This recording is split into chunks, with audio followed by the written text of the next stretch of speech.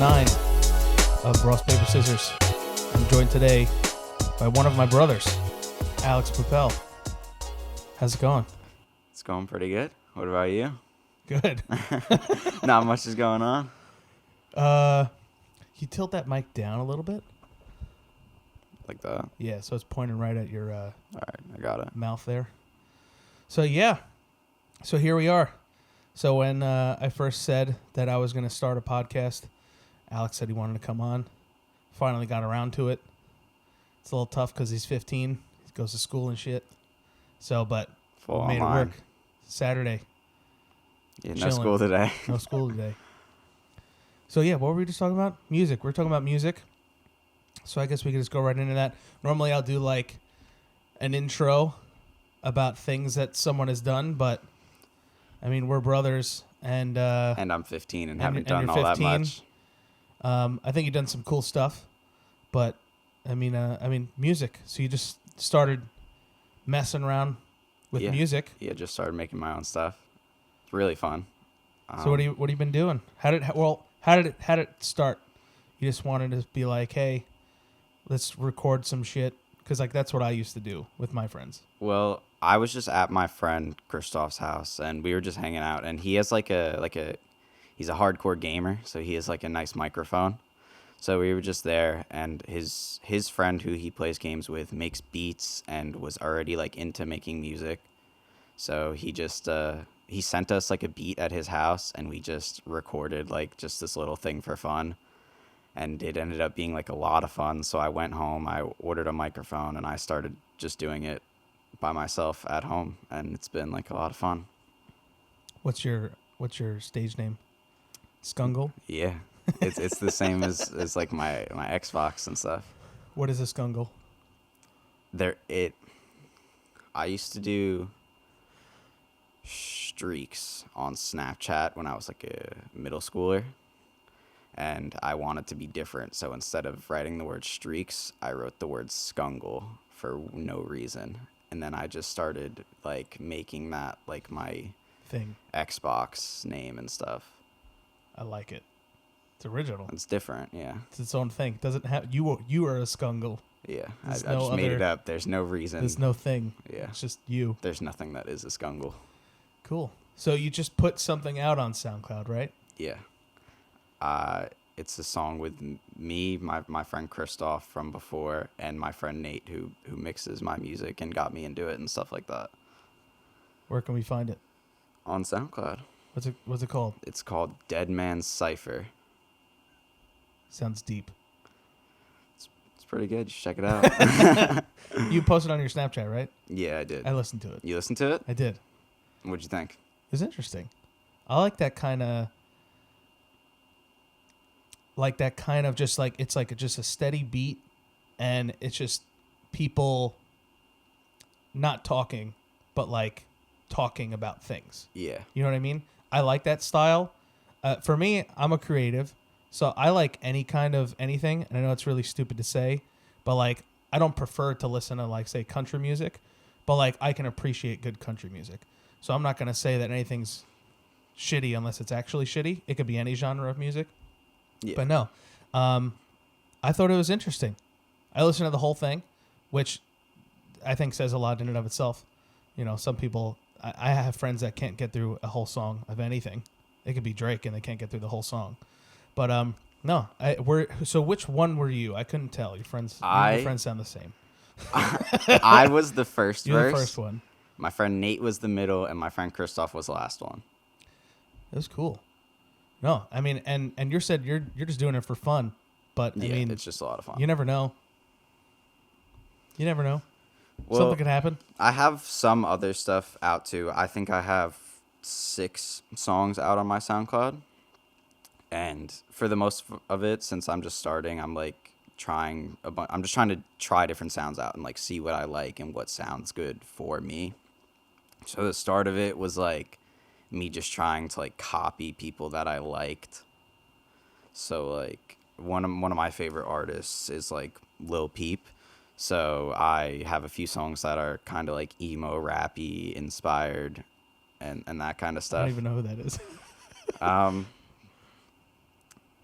He's You said emo rap, so I feel like I kind of like it already, because I like emo music. I like My Chemical Romance. I love My Chemical Romance. Yeah, I really like My Chemical Romance. That's awesome. That makes me happy to hear you say that. Yeah, I listen to My Chemical Romance all the time. Oh, they're great. Who else do you like? I like Pierce the Veil, if you That's know awesome. who they are. I do. I had a lot of friends that were in the music scene, friends in bands, friends that played shows and stuff like that.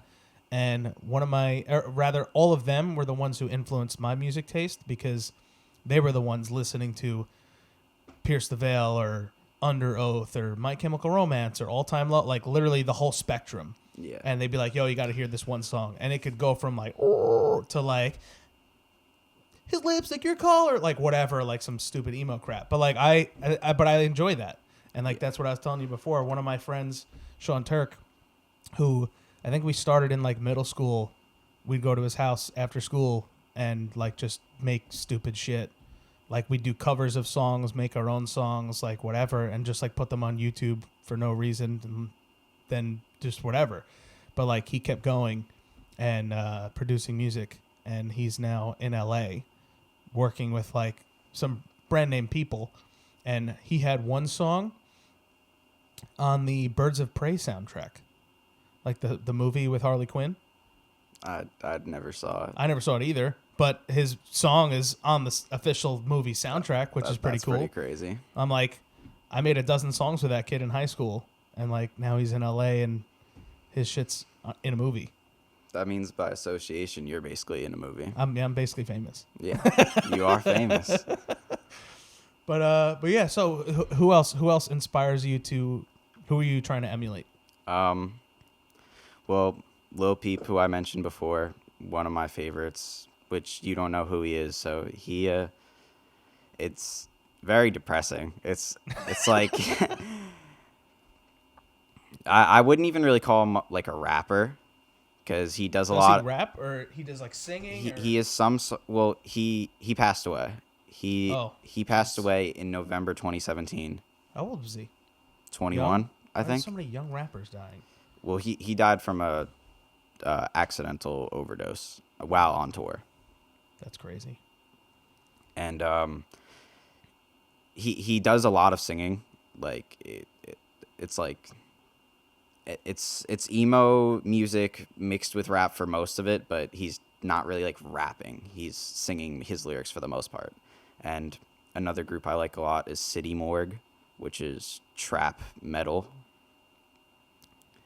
So it's like interesting. It's like these heavy guitar loops with just trap drums put over them. So it's a rap production, but using guitar, like electric guitars, as the melody in the instrumental. I'll have to check that out. Sounds interesting. That's like very like angry, hyped up. I like it a lot though. And City Morgue, the group, I'm pretty sure one of them is actually from Long Island. I don't know if the other one is. It's two people. It's a lot of famous people out of Long Island. Lil Peep too. He was from Long Island too. Yeah. What was the other one? There's a band. Bayside was a pretty big band that came out of Long Island, and I know there's more. I just can't think of them. But I like diversification of music. I don't listen to a ton of music. Period. Like just listening to music, I don't really do that. But just like listening to weird shit, I think could be really cool sometimes. I like making weird shit. Yeah. Like a lot of the stuff I've made isn't like that weird, but like I like weird shit a lot. Like I was in the car with Nicole the other day. We were going somewhere, and I put on sea shanties, which I just think are cool, especially like when you get a group of people singing them. Like I just think it's awesome. And then she was like, "All right, I can't take this anymore." And I was like, "All right, I got something else for you." And then I put on Mongolian throat singing, which is like, in some ways can be like heavy metal or like hard rock kind of thing, but they're like singing weird, like Mongolian throat singing, you could imagine. But it's like, I don't know. It's fucking cool. Have you ever heard of hyperpop? No. It's pretty weird. It's pretty fucking weird. Hyper bop. Hyperpop. Pop. Yeah. Okay. I feel like people blend a lot of different types of weird music to just make music because it's creative expression. A lot of artists now, I feel like, don't really do a specific genre. They a lot of, or at least my favorite artists, blend different elements from different genres and put them together. That's the kind of music that I normally like the most. I like rock inspired rap music. I like that a lot. That's one of my favorites. So like one of the first times I ever heard that was Lil Wayne, who like for a brief period was just rapping on hip hop and whatever, and then was like, no, let's like add guitars and drums in here, and then he kind of sparked a little something, and like other artists started doing it. But no, I can agree, and I think most people would agree that real instruments a lot of times sound a lot better than a computer button. Yeah. But yeah. Well, like one artist who like did a complete turnaround was Machine Gun Kelly. I don't know if you know who that is, but he did the whole rap thing for like almost 10 years. I think he was just a rapper, and then he came out with a pop punk album, and it went #1 in the world. It's pretty good. Yeah, I've listened to it. I like it. It's. I mean, I haven't listened to the whole thing. I've listened to a few songs off it, and I've heard them on the radio and in stores and stuff. But like, no, I think it's cool. I think it's cool. When it is people really do that. cool that someone could just turn around like a complete 180 from what they were doing before. I think that it's really cool, and I think he's a good singer too. And I think that he fits like pop punk kind of stuff. He's got the tattoos for it. Well, I guess And that's the like hair. it's He's just got like a an mohawk. artistic thing now. Yeah. Tattoos or whatever. I like tattoos. Me too. I want to get tattoos. Me too.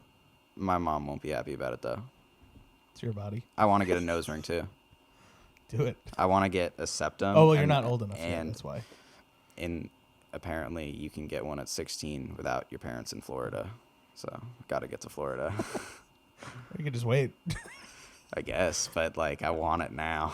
I don't think your life would change too dramatically if you had it now, but I feel you. It wouldn't. I would just Nicole be used to happy have I a had a nose nose ring. Nicole used to have a nose ring, like a ring that came out and went under like that. I like doing art stuff with your body. I think it's cool. I like to paint my nails, and like I like to do just different weird colors. Your hair's like faded blue now. Yeah, it was a lot brighter. Was it blue before? Yeah. Yeah. I'm gonna redo it half black and half pink. Half and half like that, 50-50? Yeah, Like split down the middle? Yeah. That'd be cool. That's like a thing though. Yeah, it is a thing. I like that people nowadays are more open to doing that stuff because other people are more open to accepting that kind of stuff. Where like when I was, which I'm not even how much older am I than you? 11 years, I think, like something like that. When I was in high school, there was like the one kid who dyed his hair like that. Yeah, I know. And he was automatically just assumed weird because he was the one kid doing it. Whereas now, like, half your friends probably do shit like that. He was just actually the coolest person in the school. He might have been. I mean, I honestly, I can't even think of a person, but like that's like, if you were different, it was weird to be different. I was kind of different because I had two things going for me. I had a chin strap, which in high school not a lot of people could grow a full beard, and my chin strap was on point. I shaped it up every single day, and I was one of like 3 kids in the whole school that had it. And then 2, I was one of those weird kids that never wore fucking pants. Only shorts? Only shorts. I got a few of those. I don't know why. I can't do that anymore. I get cold now, but when I was in high school, I never got cold. I would sweat if I wore pants. I didn't own pants until I got a job, and they said you have to wear pants. I was like, shit, and I literally had to go out and buy pants. So, but no. I was a little bit like that in middle school. Pants? Or just being weird? I was definitely weird. But I wore shorts like as long as I could until I just like couldn't anymore. I don't know why. I would literally, it'd be snowing out, and I'd wear like a hat, winter jacket, fully furred winter jacket, and then some basketball denim shorts, and like Air Force Ones with like no show socks. So like my whole calf was exposed, and it'd be snowing out. Like I wouldn't even wear boots. Like that would make sense to wear in the snow. I at the time I'd only have one or two pairs of shoes, and they were always like Air Force Ones or like whatever Nike or Reebok, whatever. And I would just wear sneakers in the snow like an idiot. I wear Air Force Ones probably like every day. Yeah, I can't wear Air Force Ones. Don't fit me. Or anymore. any time that I have to wear shoes, because like I don't really even have to leave my house anymore. It's true. But yeah, I wish I could wear Air Force Ones. They don't make them like wide enough for me. Your feet are too fat? Wide feet now. They already kind of are wide shoes. For me, it's the toe box. The top part. It's a too lot of the narrow. shoes they get narrower Yeah. at the front, and my feet just got progressively wider as I got older, and I started having to buy wide shoes, which plenty of people make, but like something about sneaker brands that they just don't. A lot of them don't make wide shoes, and if they do, they're like special order. So like I have a pair of Nikes. They're not Air Force Ones. I wish they were, but they don't sell them in the store. I had to buy them online, and if you buy them online, they're like $40 more expensive. So I mean, I've had them for like 3 or 4 years, but like it's just annoying that they don't make wide like Yeah. Air Force Ones. I guess it is annoying to have fat feet. But going back to like what we were saying before about like how back then it was like just the one weird kid. It was even still like that like a few years ago, because it's like partly because of things like TikTok, like it's like trendy to be different now. Mhm. So like a lot of people, and I think as much as it like angers the people who like were doing it before, like I think it's overall a good thing, because it's like more people are accepting of it now, so more people have the confidence to just do what they want instead of just, I don't know, just never doing it because they're afraid that they're gonna get like made fun of or something. Yep, that makes sense.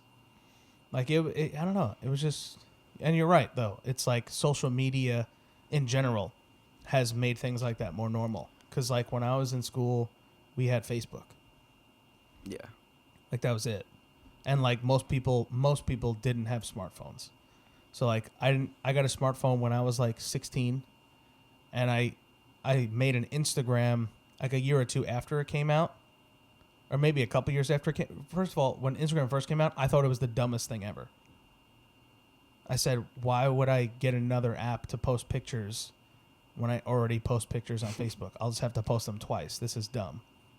It's not what it is today, where it's like videos, reels, the interaction. It was literally just like, all it was is Just a the picture. pictures. It was kind of dumb. But after a couple of years, I caved, and I was like, all right, I'll make an Instagram. Well, Facebook owns Instagram now, I think. Now they do, yeah. But not at the time. Mark Zucks. He's buying everything. everything. He's gonna buy the But, world. But yeah, no, and so I can only imagine, like, you would see someone post something online then, and it'd be like, holy shit, Jessica cut her hair or fucking dyed her hair or whatever. Yeah. And like people would be talking about that because there's nothing else to talk about. Like stupid. Like a viral video then was like Cat playing piano. cat playing piano. Not even before that. Like it weren't like it's just so dumb. There was so many dumb things back then about the internet. Nowhere near what it is now, which I think is awesome. I think in some ways it has more power than it should, but in a lot of ways it Well, has I mean, awesome. People It does a just lot of awesome things. It does bad things and it does good things. manipulate the stock market. Yeah, why not? Buy Dogecoin.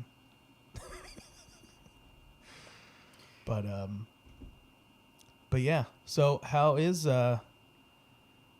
school in the 21st century for you, huh?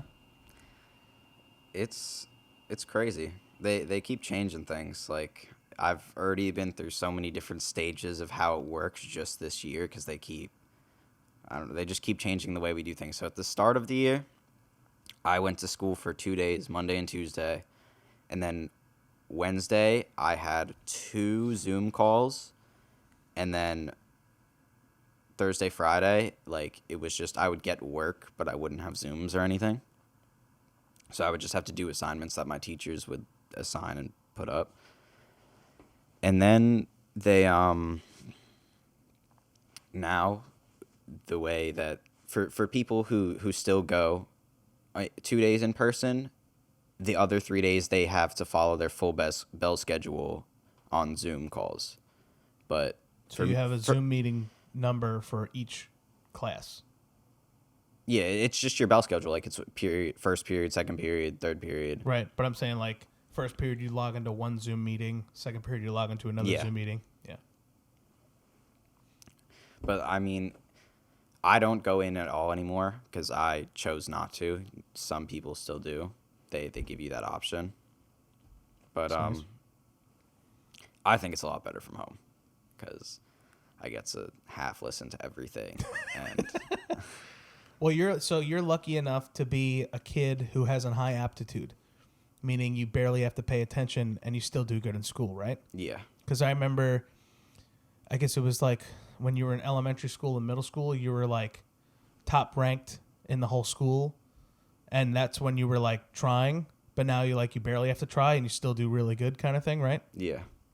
It's a blessing and a curse. I definitely could apply myself a little bit more. Yeah. But it's a lot just easier. Even if I'm not like trying as hard, it is so much easier on myself. Like just like stress levels and everything. It's so much easier because I have so much less to worry about.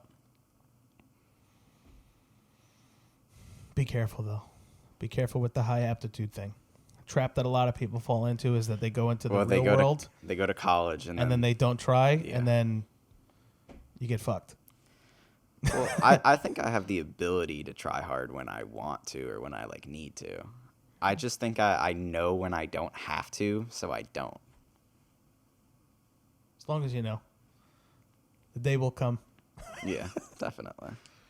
But yeah, no, I feel like that's so interesting. So then, I guess Max finished school on the internet, Yeah. but then they had the graduation in person. They did a whole different thing for the graduation, but I actually think it was better than like what they normally do. Well, I mean, he posted epic pictures of like fireworks. Yeah, and they did a stuff. whole firework Like, that display. was cool. They would have never done that before. Definitely not. They did the whole thing outside. It was really nice. Like I mean, they weren't really like following rules though. But I mean, you can't really. I mean, there's just a bunch of graduating seniors. Like, what can you really do? Can't control them. Yeah. But it was really sick. Like, normally they would just be, like, in the gym or something, get called up, get their thing, whatever, go talk to your family. But, like, they did the whole firework display. And they had, like, the kids write their names on the cards, like, how they wanted them to be pronounced. And there was one bend over. Someone just didn't put their name. They just wrote bend over and got them to say it. Amazing. That one kid. That's good though. So do they have where are we? January. So I guess you got 5 months or so left of school. Halfway through. I'm pretty much halfway through the year. Does it end at in June? Yeah. It ends in June. I don't even know if I have Regents exams this year because they were canceled last year. Yeah, how are they going to do that? It's the whole point of the Regents is they get everyone in this big room. They all take the same test and they watch everyone to make sure they're not cheating and stuff.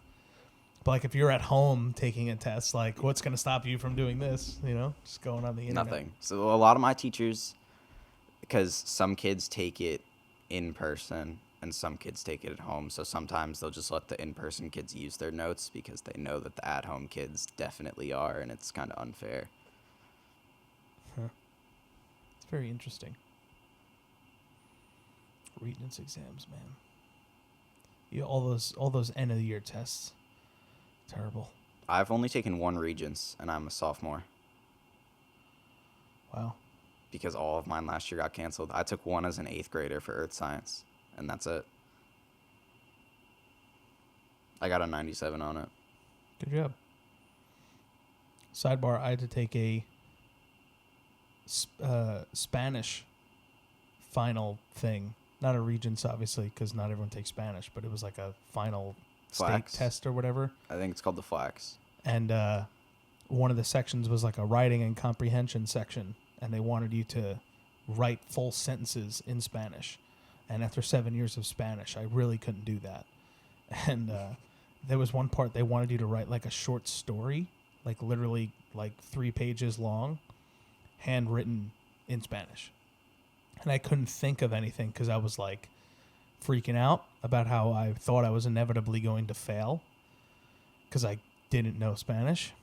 And I wound up writing the story to Gears of War as best I could in Spanish, and I passed. That's crazy. I think you've told me that story before, like years ago. That's a good idea, though. I mean, what are the chances that the person grading my test knows? Think they've played Gears? Nah. I've never even really played Gears of Even War. back then, there wasn't 5 of them, and Yeah. it wasn't like a popular game, or 6 or however many there were. But yeah, no, interesting times, man. Interesting time to be a teenager.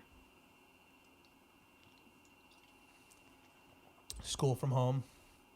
I feel like your generation is one of the most social generations. Definitely, yeah. People would look at your generation and say, oh, but they're all on the internet or whatever, and it's not real socializing. I beg to differ. But now you're like forced to.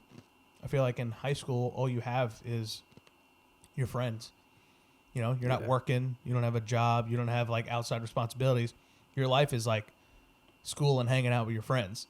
That is exactly what my life is. And now it's like complicated because of COVID. Yeah.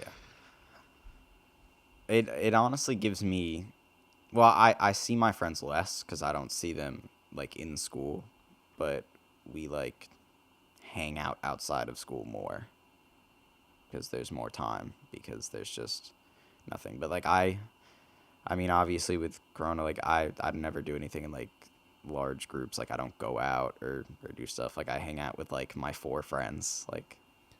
And they're like the same 4 friends you've had for years. Well, I made like all new friends basically last year when I started high school. There's still a few people from middle school that I talk to, but I like. Well, this Christoph kid, he's been around for a while, right? I've heard that name before. Last year, I met him. Last year. So, well, there's my one. There's 4 people, not including me. Christoph, who I met last year. Aiden, who I met last year. Aiden, who I've known since 2nd grade, and then Nate, who I've known since middle school. So they're like my core friend group, and then obviously it expands outside of that. Word. So I said I was telling Nicole earlier, I was like, I don't think Alex games too much anymore, but if he is gaming, it's something that he can play casually and like just talk to his friends while he's doing it. Yeah. Like just fucking build a world in Minecraft, Rocket League, and just like you don't have to think too hard about it. Rocket League is actually very competitive. I get very angry. That game is so infuriating. Well, it's like big tournaments with Rocket League, right? Yeah, it's a massive esport, and the people who are pros are unbelievably insane. It's crazy how good you can be at a game that's just... Is it console only, or is it It's PC? on PC. Well, the esports, I think, is... Everyone plays with controller in the esports, I think. But it's on PC, and you can use keyboard and mouse, but it's kind of a lot harder on keyboard and mouse, in my opinion. For those who don't know, Rocket League is soccer with cars. Yeah, and you can, like, fly. With your jet boosters on your cars. Yeah. Very interesting, but I don't feel like it would be fun. I've never even tried it though. It is really fun. It's more fun when you're good at it than when you suck. Because when you suck, you can't hit the ball, and it's not really that fun. But when you're good and you can like actually like fly and stuff, and you like control the way your car moves in the air, it's really fun. Yeah, I'm a hard man to please when it comes to games. I mean, like, if I go into a game knowing like I'll just have fun, whatever, I can play it. But when I'm like, I want to win, if the game's crap, I'm gonna say it's crap. Call of Duty Cold War is crap. Call of Duty Modern Warfare was like okay. I actually like Cold War more than Modern Warfare. It's crap. Why? It's garbage. Why do you think that? The gun mechanics, the time to kill. It's just, I hate it. Whenever I would play, I would only ever snipe. Because I don't like the sniping either. Even just how the sniper's ADS, I think is bad. it's definitely not as good as older Call of Duties, but I like it because I would play on mouse and keyboard and be in like full console lobbies, and it would be easy. Yeah, that's true. You could just mess people up. Like I would like play on like that desert map, and I would just like sit in the hills and like drop 50 with a sniper. And it's not so much that I dislike Cold War as it sits by itself, because I enjoyed the campaign and stuff, but I more so dislike it because it ruined Warzone for me. Like all the changes they made to Warzone when Cold War took over, and like adding guns like the DMR and the MAC-10 and the Diamatis. I never played the new Warzone. It's terrible. Don't even bother. It's bad. Because I actually really liked the old one. I thought the old one was was a lot of fun. The old one was fun, and that's what I'm talking about. It's fun, and I could be entertained by it, but I wasn't having fun in a sense, in a competitive way. Like, oh yeah, definitely. you never win because there's cheaters, and there's no anti-cheat. People just cheat. Yeah. And if you don't I've heard cheat, that they it's have, like problems with hackers and stuff. if there's like the skill we've talked about this. The skill that's required to be good at Call of Duty is minimal compared to other games like Rocket League or Apex Legends and stuff like that. Yeah. So like for me, I'm a above average player. If I could play Apex and win with strategy on top of gunplay, on top of other things, teammates, whatever. Call of Duty, gun go boom, like that's it. You can win. Like you could be a child with no understanding, but like just be the right place, right time. Time to kill so fast. You get downed, you're most likely not going to survive. The Gulag is a cool system, I guess, but like, I don't know. I think that it's cool because it was very different from any other battle royale. Yeah, I'll give it that. But like I said, it was fun. Like the only reason I'd play Warzone is to play with my friends. I never played because I wanted to like win. Yeah, I never played by myself or anything. Exactly. I would only ever play with my friends. Yeah. People who play randoms, like I wouldn't do that. And I still have friends today that are like, "Yo, let's drop some Warzone. Let's drop on Verdansk." And I'm like, "No, I can't anymore. I just can't. I'm not having fun. We played Warzone for a week straight and we haven't won one time. That's not fun." Yeah. You know how many wins I got in Apex? 20 or whatever. You know what I mean? So, yeah. I haven't played Apex in a long time. I played it when it first blew up, and I thought it was really cool, and then none of my friends, like, actually played it, so then I just never played it. Yeah, I got a couple of friends that just recently came back. Like, they played, like, Season 0, Season 1, and now they're like, "Hey, can we play? Like, teach me." Because, like, there's a lot of different things about it now. Yeah. And Max just told me that he started playing it again. So he said the three of us are going to drop soon. We are? Yeah. Okay. But yeah, no, and I think it's fun. And they make like radical changes every season. And in between every season.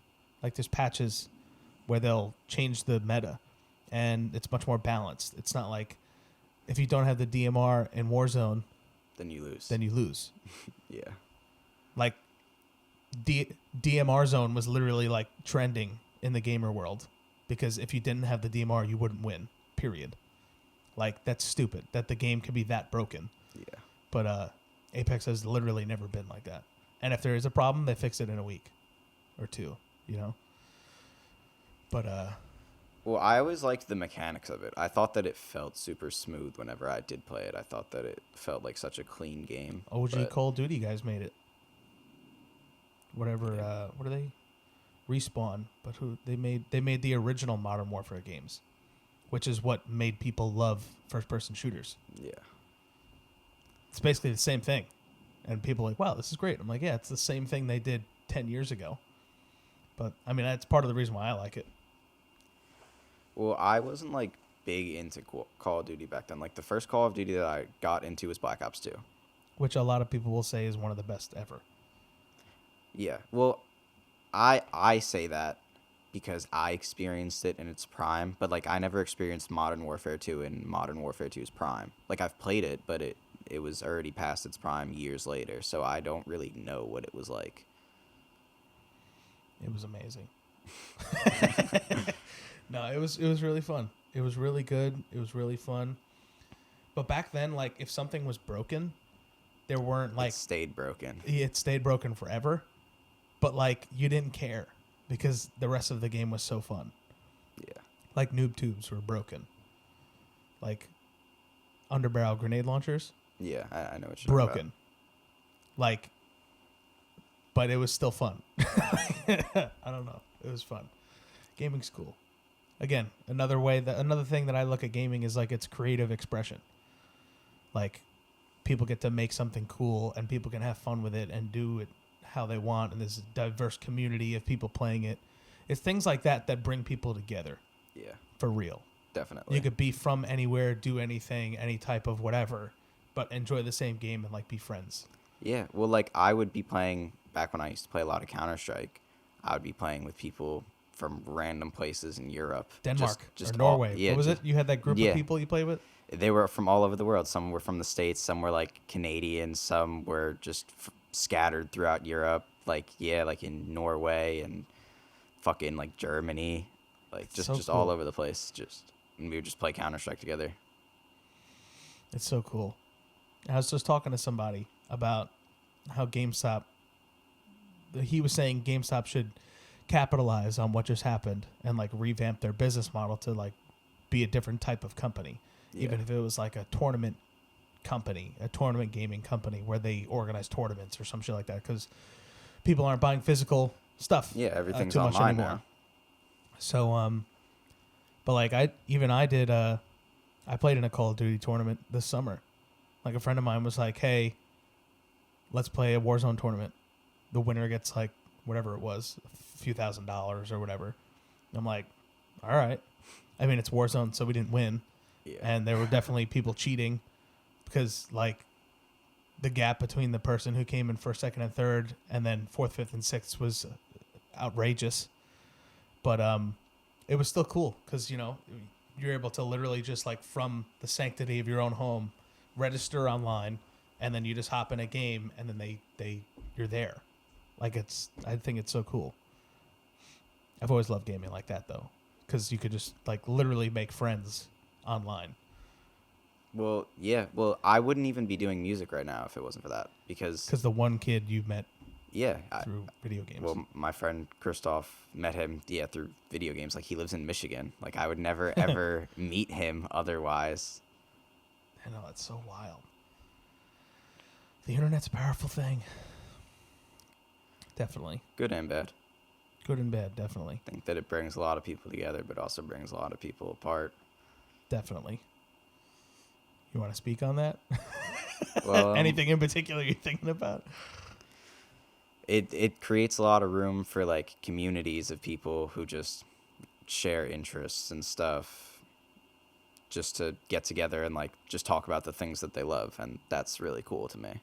But there's also a lot of room for things like obviously like trolls and all that kind of stuff. The dark corners of the internet. Yeah, and which some of that stuff can be funny sometimes too, but it goes a little overboard sometimes. Definitely. Like stuff like swatting and that, Yeah, like that's messed way up. too much.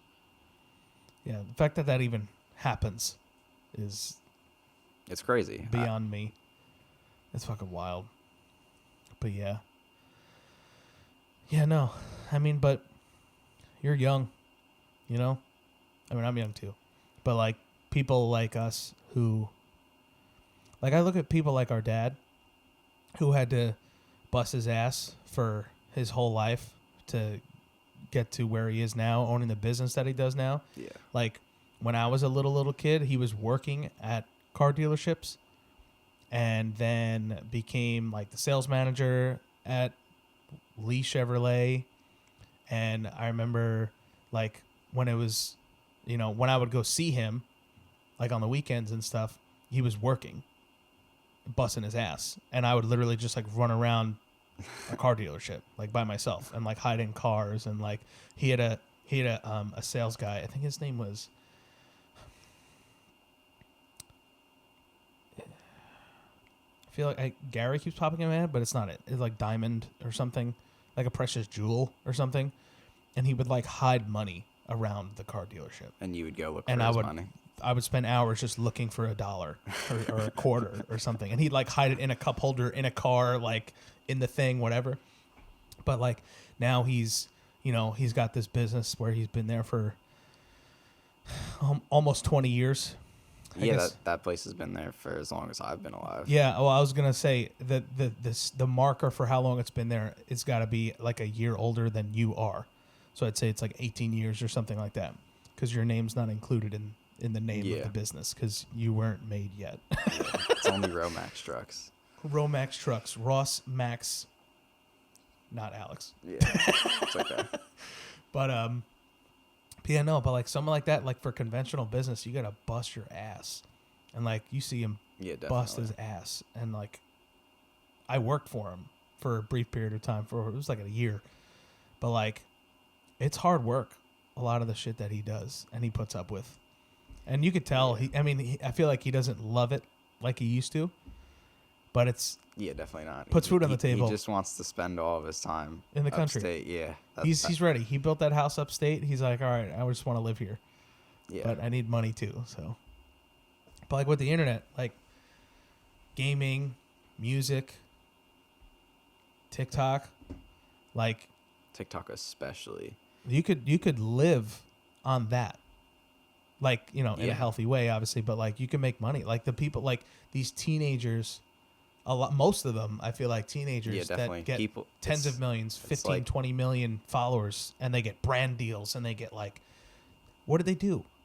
Dance. They danced or something, or they made a joke. You know what I mean? Yeah. And then it went viral. Like, it blows my mind. And TikTok, like you're saying, so powerful. Well, they do like this is a YouTube thing too, but they like do it with TikToks where they make like these content houses, and it's a bunch of popular people, and they all just live together and make videos together. And like it's just these people, and they like move out to like Los Angeles. Yeah, like just, Jake just Paul. making TikToks. Like Jake Paul. Paul. He came from like YouTube. But he was I think he started on Vine. Yeah, he was on Vine. Him first. And his brother, they both. There was a lot of Vine. Viners.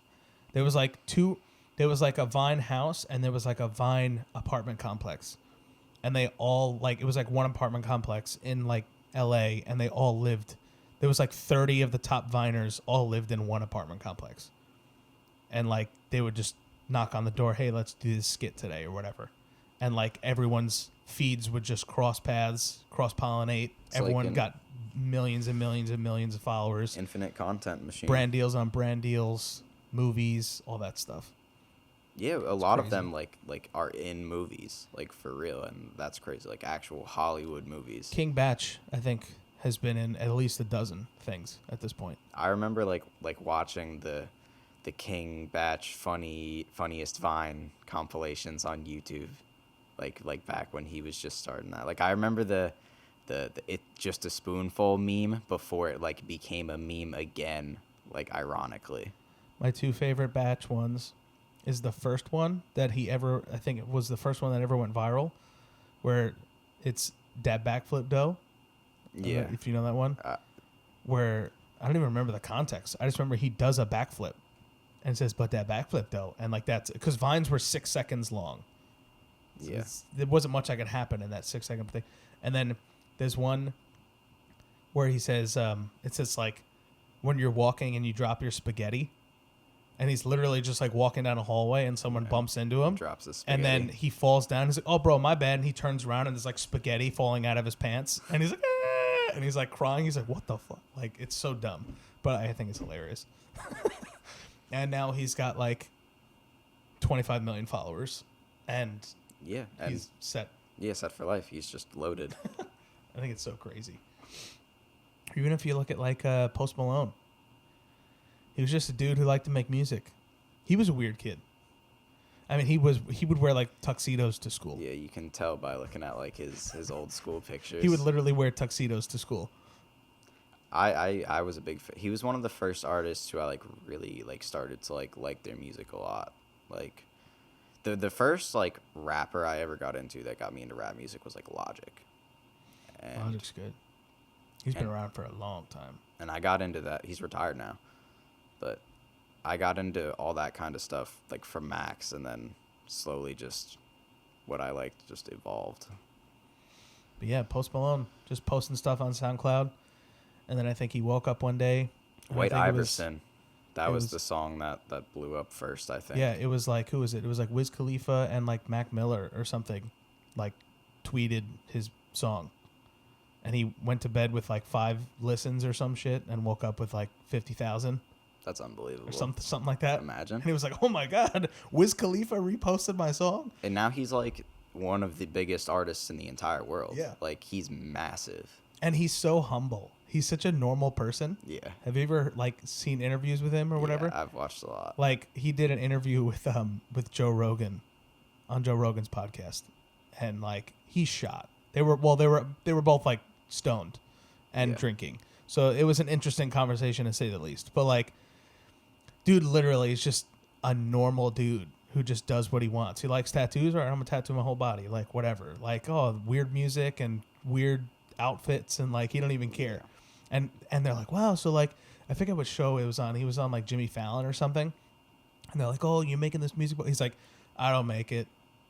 Someone else makes the beats. And he's like, oh, well, you're singing on it and you sound so good. And he's like, I sound like dog shit. He's like, it's called auto-tune, bro. They make me sound really good. He's like, I'm not really that talented. I'm not.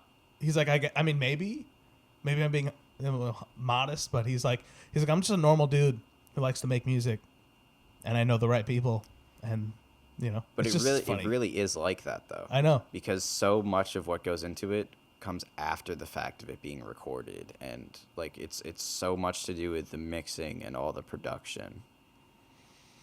Autotune's a crazy thing. Even if you look at like one of the OGs of autotune, like T-Pain, like he didn't do a song without autotune for a decade.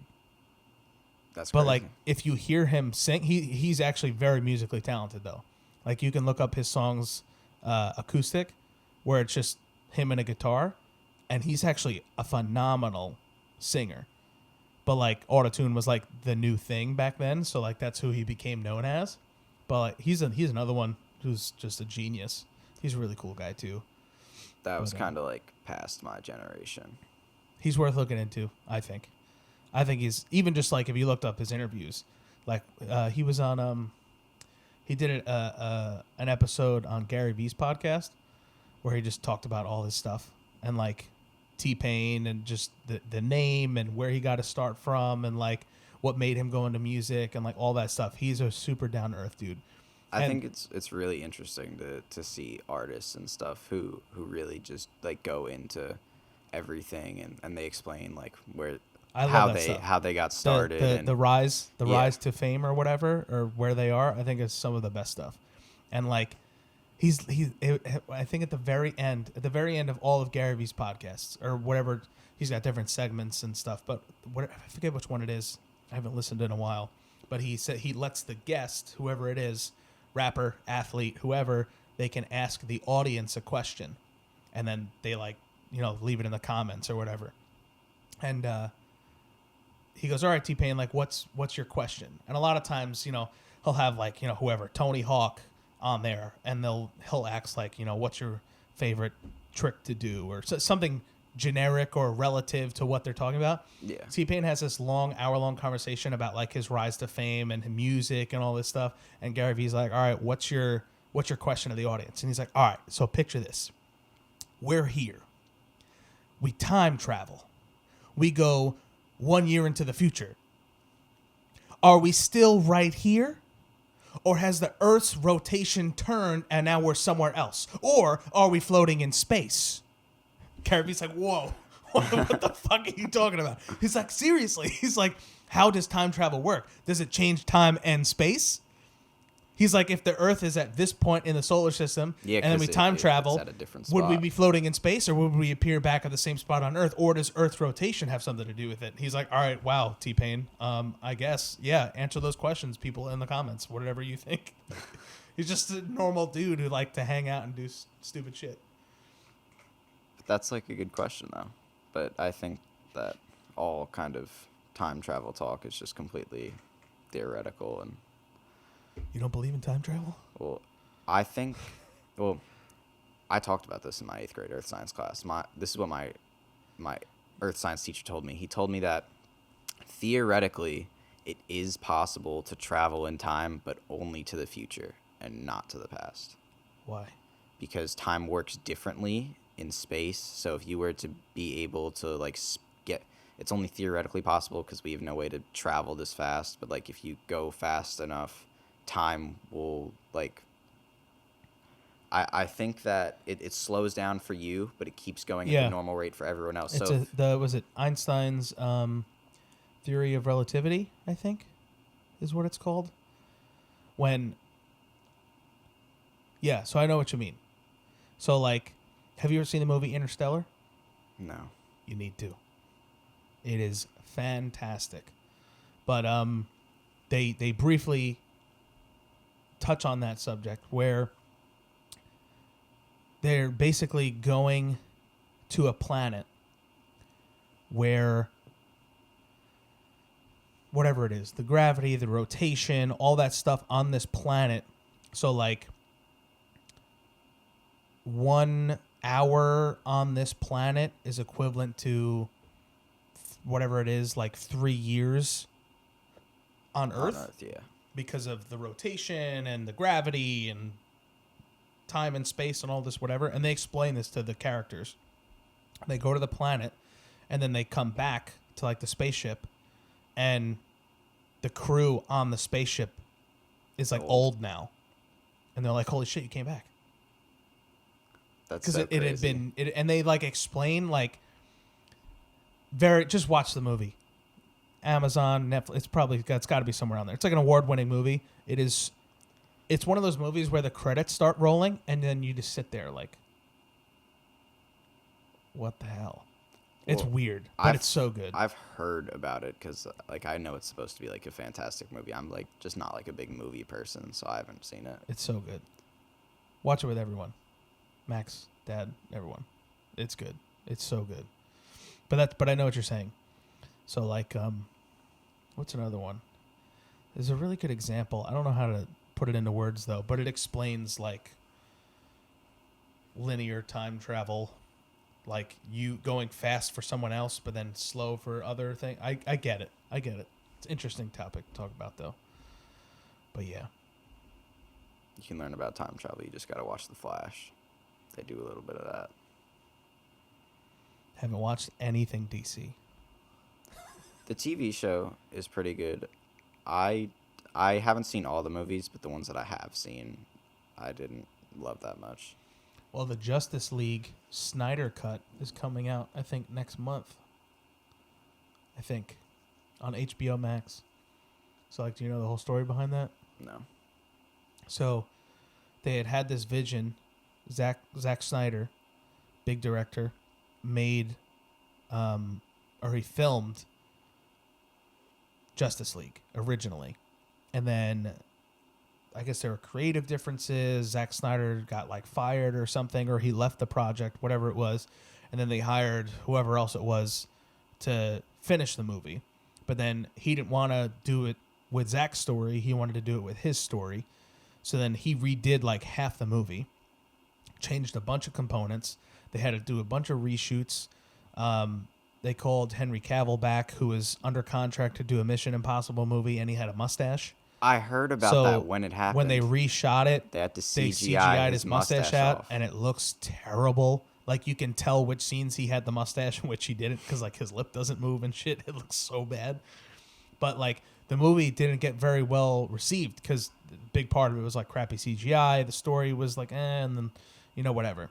And they introduced characters like Flash and Cyborg and whatever, and it was lackluster.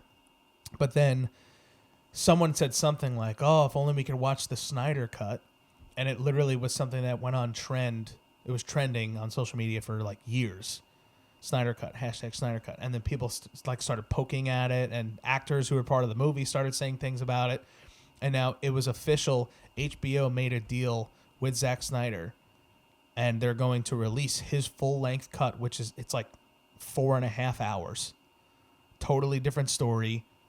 totally different everything That's a long. on HBO. That's a lot. And apparently it's amazing. And like Jason Momoa, Aquaman has said things about it, and I think Superman has said things about it, and everyone's like, yo, it's like awesome. So I'm pretty excited to watch it. Well, I think with the one that originally came out, they missed like a massive opportunity because the Flash that was in the movie wasn't the same one as the TV show. They Right. could have interconnected those universes and done something like what Marvel does, which works very well. It works amazing for Marvel. It's like they're the most popular that they've ever been. But it's like a completely different actor, completely different. Well, like, didn't they do that eventually in the show? Didn't they bring movie Flash into the Flash universe They with time travel, interdimensional? yes, but like it's like a little like cameo, like for a joke. Like it's not like he's not like actually part of the show or part of the story. Oh, I mean, so they connected it, but Yeah, they like talk for a second, like the movie Flash and the TV Flash. They like talk for a second, and it's like this, haha, you're me, and then that's it. yeah. So I mean, it could be better. But the Marvel stuff is great. I know you've watched all that stuff, right? I've watched all the movies. I haven't even seen all the shows.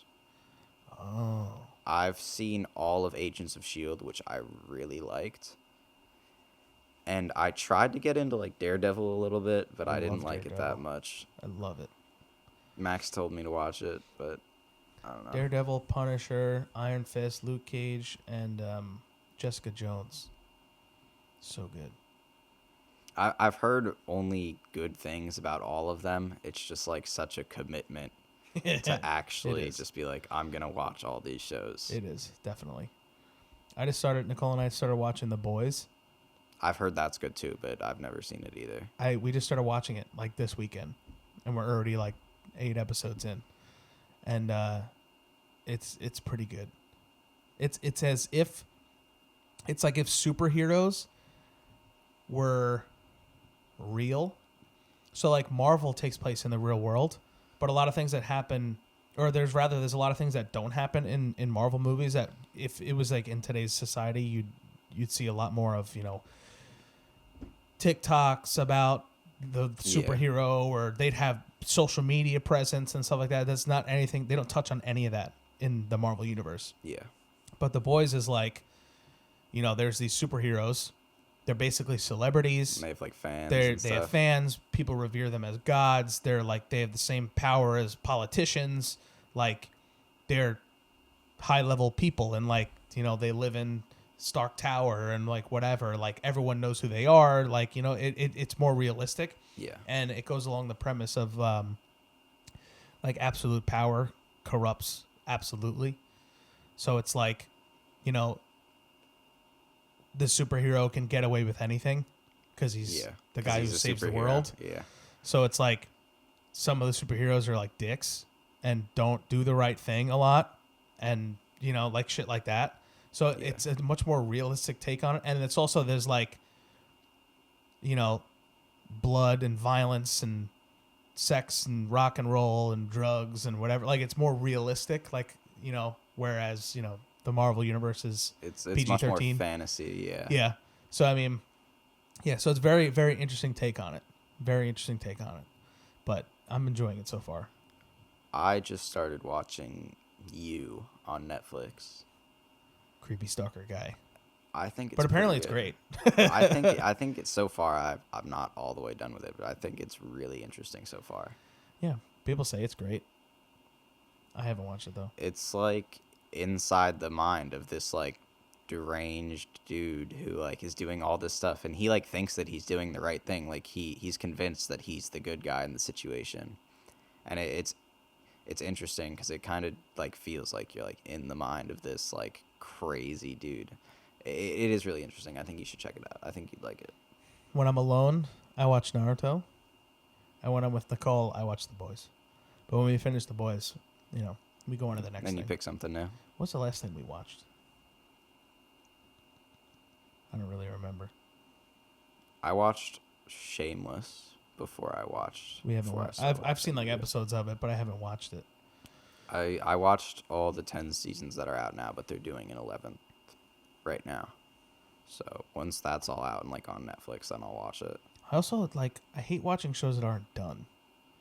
Yeah, But then I 'cause then want you to have to wait watch for them the new because episodes. everyone's talking about them. But I hate watching a show that's not done. Cliffhangers. I hate it. Like you got to Yeah. wait like a long ass time for the next thing to happen. Yeah, it sucks. Like every once in a while, it was like Game of Thrones came out. I got in at season 2, so it wasn't that bad. I just watched it every season. But like, I don't know. I'd rather watch it all when it's done. I just go right through it. You know, you don't have to wait a whole week. That's one thing I like about Netflix. It all just comes out at once. There's not a single show that I'm waiting for more than the new season of Stranger Things. Yes. It's been so long. It has been a long time. It's been a long time. Now I'm thinking about it. It's got to be Not at even this least past a year. summer. The one There's before one that. before that. I think it aired July. I think it was the 4th of July. The 4th came of out, July, yeah. because that's when it took place in the show or whatever, right? Yeah. So it was last 4th of July, so 2019 4th of July. Yeah. No, Oh, that's no crazy. Corona. That's crazy. Yeah, it's such a good show. I started watching it when season 3 came out, and I watched all 3 seasons in like a day. Yeah, we watched season 1 in a day, we watched season 2 in a day, and we watched season 3 in a day. Well, they're not that long either. No, So they're like 8 episodes, 7 but episodes, the whatever. story is so good. And It's the such a good characters. show. I love that Yeah. they're kids, Yeah, like, they're not that adds a dramatic really cool effect. adults or whatever. Like, I feel like a lot of the show, because you see it through the lens of like these kids who just like hang out and play Dungeons and Dragons and video games and whatever, makes the show so much better. Because like I guess in season 1 they're like 13 or something. They're really young in season. Yeah, they're 1. like kids. And then like the most recent season, you see like they're Yeah, going they're- through puberty, they're like and teenagers, whatever. yeah. Like some of their voices are cracking and stuff. It's great. It's so good. Yeah, it's definitely adds a really cool aspect because they're like just these little kids in the beginning, and then you like literally watch their characters get older as the show goes on. Yeah, no, it's good. And they're probably like your age, They're more Max's age, I think. like 18. I think they're like Oh 17. no, yeah, 18. you're right. Because what was it? And I think they're all about the same age, right? Yeah, they're all within like a year of each other. I think they're all like, I think that show has a really good cast. I think that they have some good actors. I really like Finn Wolfhard. I think that I don't know any of their he names does some cool except stuff. for Millie Bobby Brown. Yeah, well, she's like the most famous one for Yeah. sure. I don't know any. Oh well, who's the other name? The older kid who worked at the ice cream shop. Steve. Steve. I know Steve. I forget his name, but I follow him on Instagram. I forget his name though. But I don't know any of their names. I think they're all good actors too. Yeah, no, definitely. And the relationships that the characters all have with each other, Like is they all like each other. Yeah, it's cool. In It's real a cool life. dynamic to see. Yeah. Like they're friends in real life and on the screen. Yeah. Yeah, no, it's cool. Yeah, no, I like Well, that show. the Will's brother and Mike's sister in the show, they're dating on the show and in real life, I Yeah. think. That was definitely a thing I remember seeing. Yeah, What do they do if they break up in real life? it sucks. And then they just still have to be dating on the show. I don't know. It's like that happens apparently frequently. It's like Brad Pitt and Angelina Jolie. They made a movie together, Mr. and Mrs. Smith. Probably never seen it. No. It's pretty good though. It's like an action flick, but basically, one of them's like undercover CIA, and one of them's like undercover whatever other secret organization, whatever. Yeah. But so neither of the other person knows that they're in this secret organization. They both think that they both have like a desk job. So like, oh, good, have a good day at work, honey. Like da da da, and like they go off and do secret missions and shit. But then eventually, however it happens, their paths cross on a mission, and they're both like, hold up, like what? And then like just craziness ensues, mission compromise, like then it's literally like nonstop action for the rest of the movie. It's pretty entertaining though. But I mean, they were married and had kids in real life. and then not anymore. But yeah, no. If they broke up and then they'd have to like kiss in a Yeah, I show, feel like it would be kind of uncomfortable. it'd be awkward. Yeah. Yeah, but with the amount that they get paid, I don't think that they Yeah, really at this point, care. it's probably millions an episode. Yeah. I don't know what the number is. Well, but like the show is massive now. It wasn't definitely wasn't that much when it started, but the Right. show is like one of the biggest Netflix shows ever. Yeah. Yeah, definitely when it dropped. I think, yeah, so it's 2019, 2020.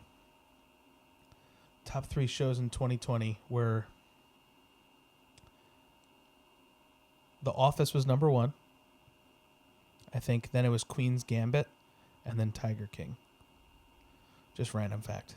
I don't know if you watched any of those. I have seen all of The Office, That's good. and I did watch some of the Tiger King series, but I didn't finish it. It's outrageous. I watched a little bit of it with my mom, actually, Yeah, it's but weird. I didn't finish it. But that was like a cultural phenomena because that was that was massive. right when COVID happened. Everyone's home. Everyone's like, all right, I guess I'll watch Tiger King, and then it just went meme crazy. Yeah, I remember seeing those pictures of the cakes of their faces, the Carol Baskin cake at the supermarket. Yeah. I saw one of those. What's his name? Joe Exotic cakes. I saw that. Isn't he like in jail? Prison. Yep. He was hoping for a presidential pardon because of the show's success and everything. I saw that on his Twitter, but Kodak Black and Lil Wayne got pardoned instead. So dumb. A lot of people should have been pardoned. I still think Snowden should be pardoned. But, you know Snowden? No. Edward Snowden? I don't know who that is. He's basically a guy, I think he worked for the CIA. And he basically went public and said, like, hey, you guys all think that the government, like, knows things about you, but, like, the government actually knows everything. And, like, the government's always watching. The government has access to your phones, your computers, your laptops. Like, he was the guy who brought all this public and was like, hey, like, they know and watch everything. And then he became, like, at first it was, like, he became an enemy. Like, oh, he's exposing secrets of our intelligence agencies and blah, blah, blah. But then a lot of people started looking at him as, like, a hero. Like, this guy said, like, what they're doing isn't right. Like, it's infringing on our privacy and, like, all this stuff. Well, it definitely is, but they definitely still do it. Yeah. Well, now he's, like, hiding out in an undisclosed location. And he has been for years. Like, no one even knows where he is. He's still active, but he's like a genius on the computer. Like, so there's a documentary about him that he did, and there's also a movie called Snowden where Joseph Gordon-Levitt plays him. I haven't seen either of them, but I have seen him. He's gone on Joe Rogan's podcast a couple times, and he like zooms in from an undisclosed location, and That's like funny. he uses stuff that changes his IP address and bounces and whatever, so people can't find him. No one knows where he is because he's scared to come back to America. Well, yeah, he would get like... He would disappear. Yeah. So like, have you ever seen the Punisher series? No. Because that dives into that stuff a little bit, where like he was part of a special operation, and they wind up like killing an innocent man or something like that, and it was part of an operation, and it started this whole thing and sparked this controversy and blah, blah, blah. But this all happens like overseas in like Afghanistan or something, and they're all soldiers. Yeah. But then they find out like, oh shit, like we killed the wrong guy, and it started this whole thing, and it was for corporate gain or political gain or whatever the case. It was dirty. The whole thing was dirty, and they were basically just pawns in it. Yeah. And then like these organizations and CIA and whatever start coming after those soldiers and start killing them. So then the Punisher becomes the Punisher and like kills them. Like he everyone. starts killing government officials and CIA people who are dirty, who like are coming after him and his boys and stuff. It's like it dives deep into all that stuff. Like, it's crazy. Out of all of the Marvel shows, I think that's probably the one I'd be most interested in. I watch it first, actually. You're not supposed to? Yeah, it's not first. He's introduced in timeline. Daredevil because, like, something happens and Daredevil is a lawyer, but in his, like, real life. And he's Frank Castle's, who's the Punisher. He's his lawyer. So, like, that's how you get introduced to him. And I actually saw this one scene where he goes to prison. Frank Castle goes to prison, and I literally saw this clip on Instagram of he kills like 20 people, like in prison, like just beats the shit out of them, breaks this guy's neck, grabs his shank, like kills this guy, and I was just like, what the F is this show? Or who is that? And it was like, oh, it's Frank Castle and the Punisher. And then I literally looked it up, and I watched the entire series, and I was like, that didn't happen. I was like, I thought that was the Punisher. And they're like, oh, he was introduced in Daredevil. And then I realized, like, there was, like, 3 shows at the time, or 4 shows, like Luke Cage, whatever. And I was like, oh, this is, like, a whole universe. Yeah, there's the Defenders, too. That's like and then they all tie in. They're all part of the MCU. Like, they don't directly mention it, but, like, just, like, they all live in New York City in different parts. So, like, Daredevil's in Hell's Kitchen. And Luke Cage is in Harlem and, like, whatever. And they talk about, like, people don't like superhero people or powered people because of, like, what happened in whatever year they say, 2010.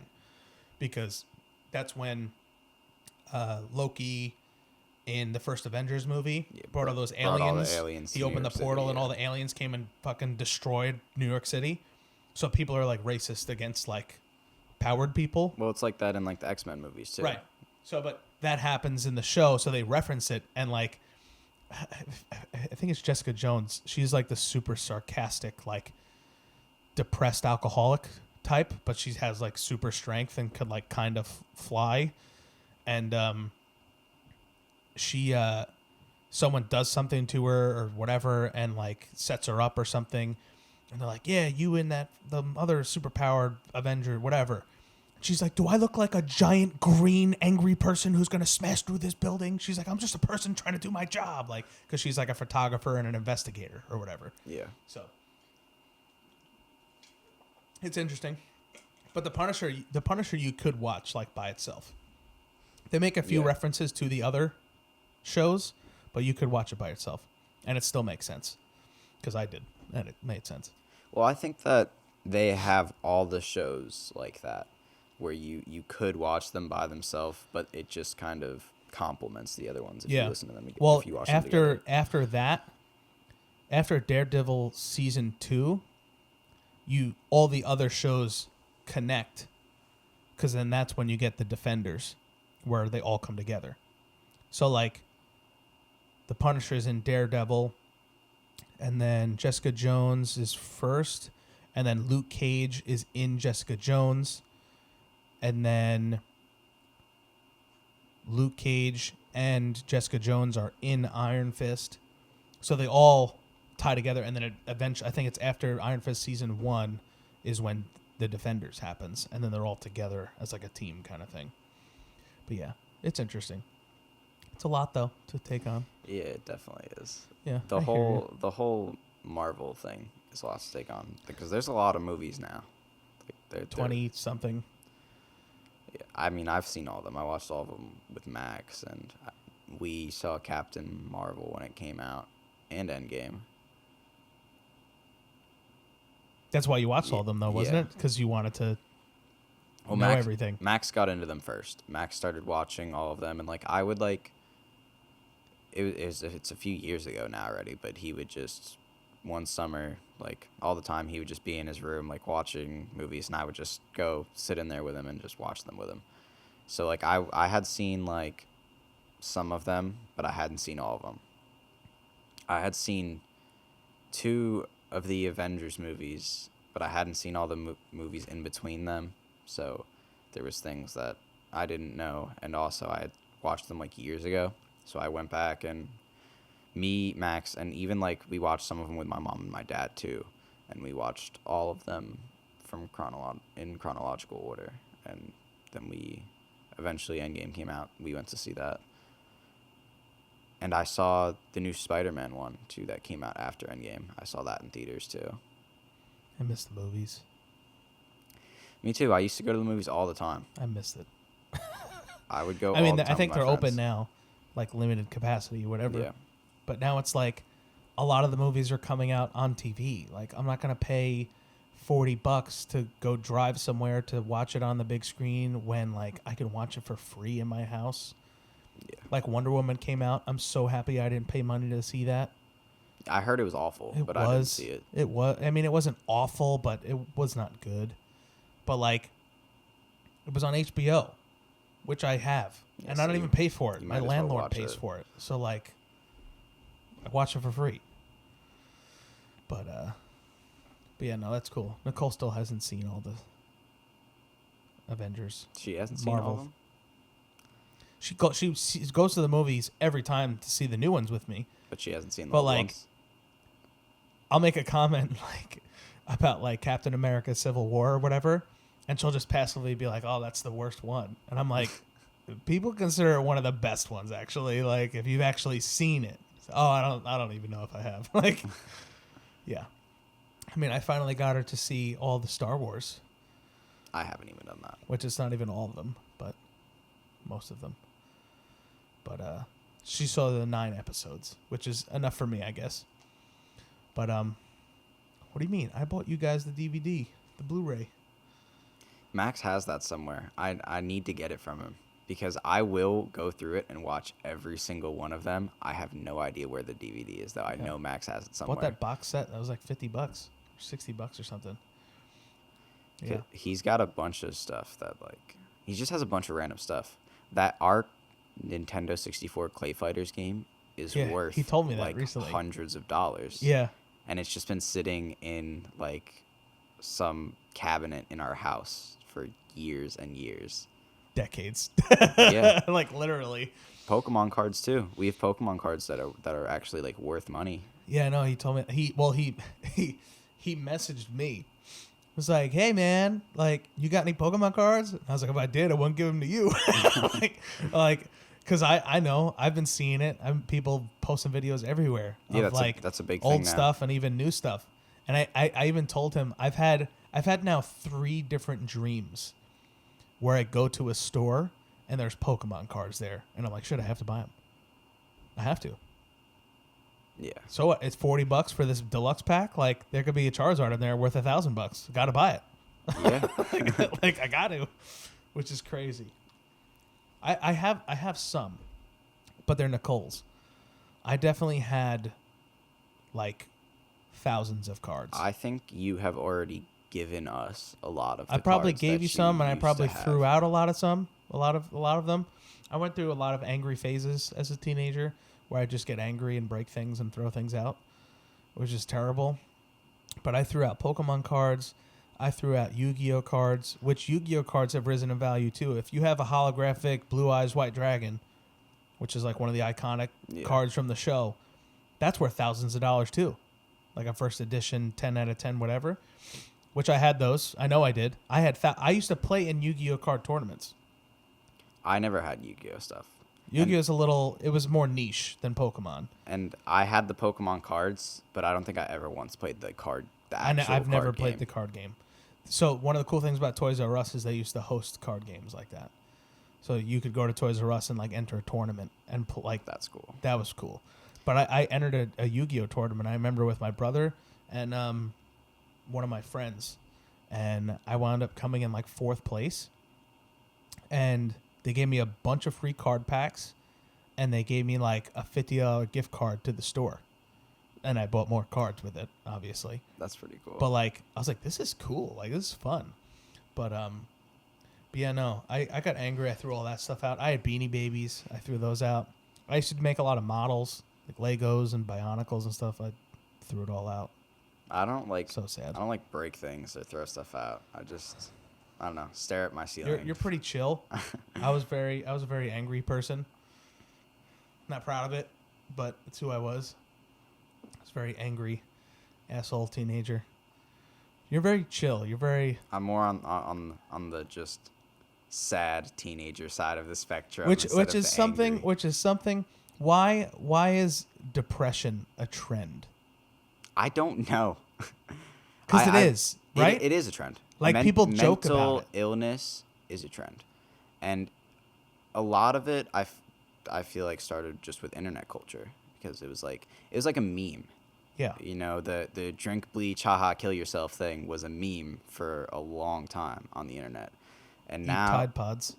yeah, for, literally, and I don't know. I think social media has a lot to do with it. I Yeah. think that, but mental illness and stuff like that is like an epidemic like in this generation. Yeah. Like And I feel like more people are aware of it, but a lot more people are joking about it, which I don't think is a proper way to handle it a lot of the time. a lot of people joke about it.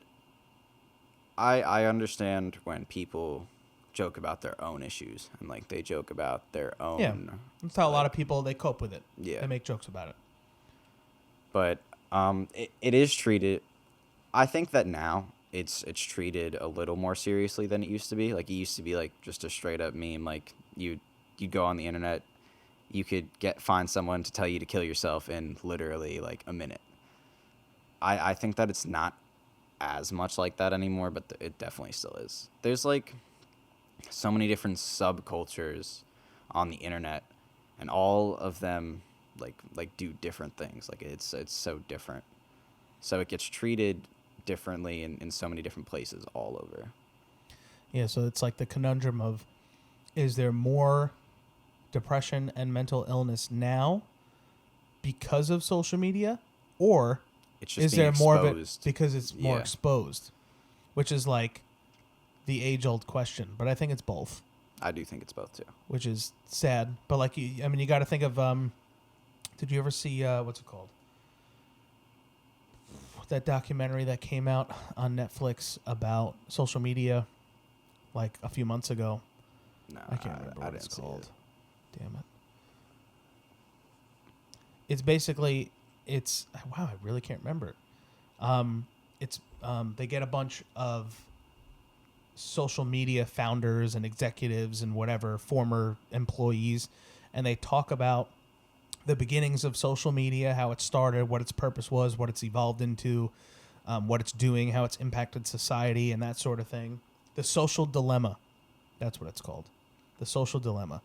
And they talk about how things like girls, the percentage of, or the amount of cases of teenage girls being admitted to the hospital for self-harm now versus 20 years ago when social media didn't exist.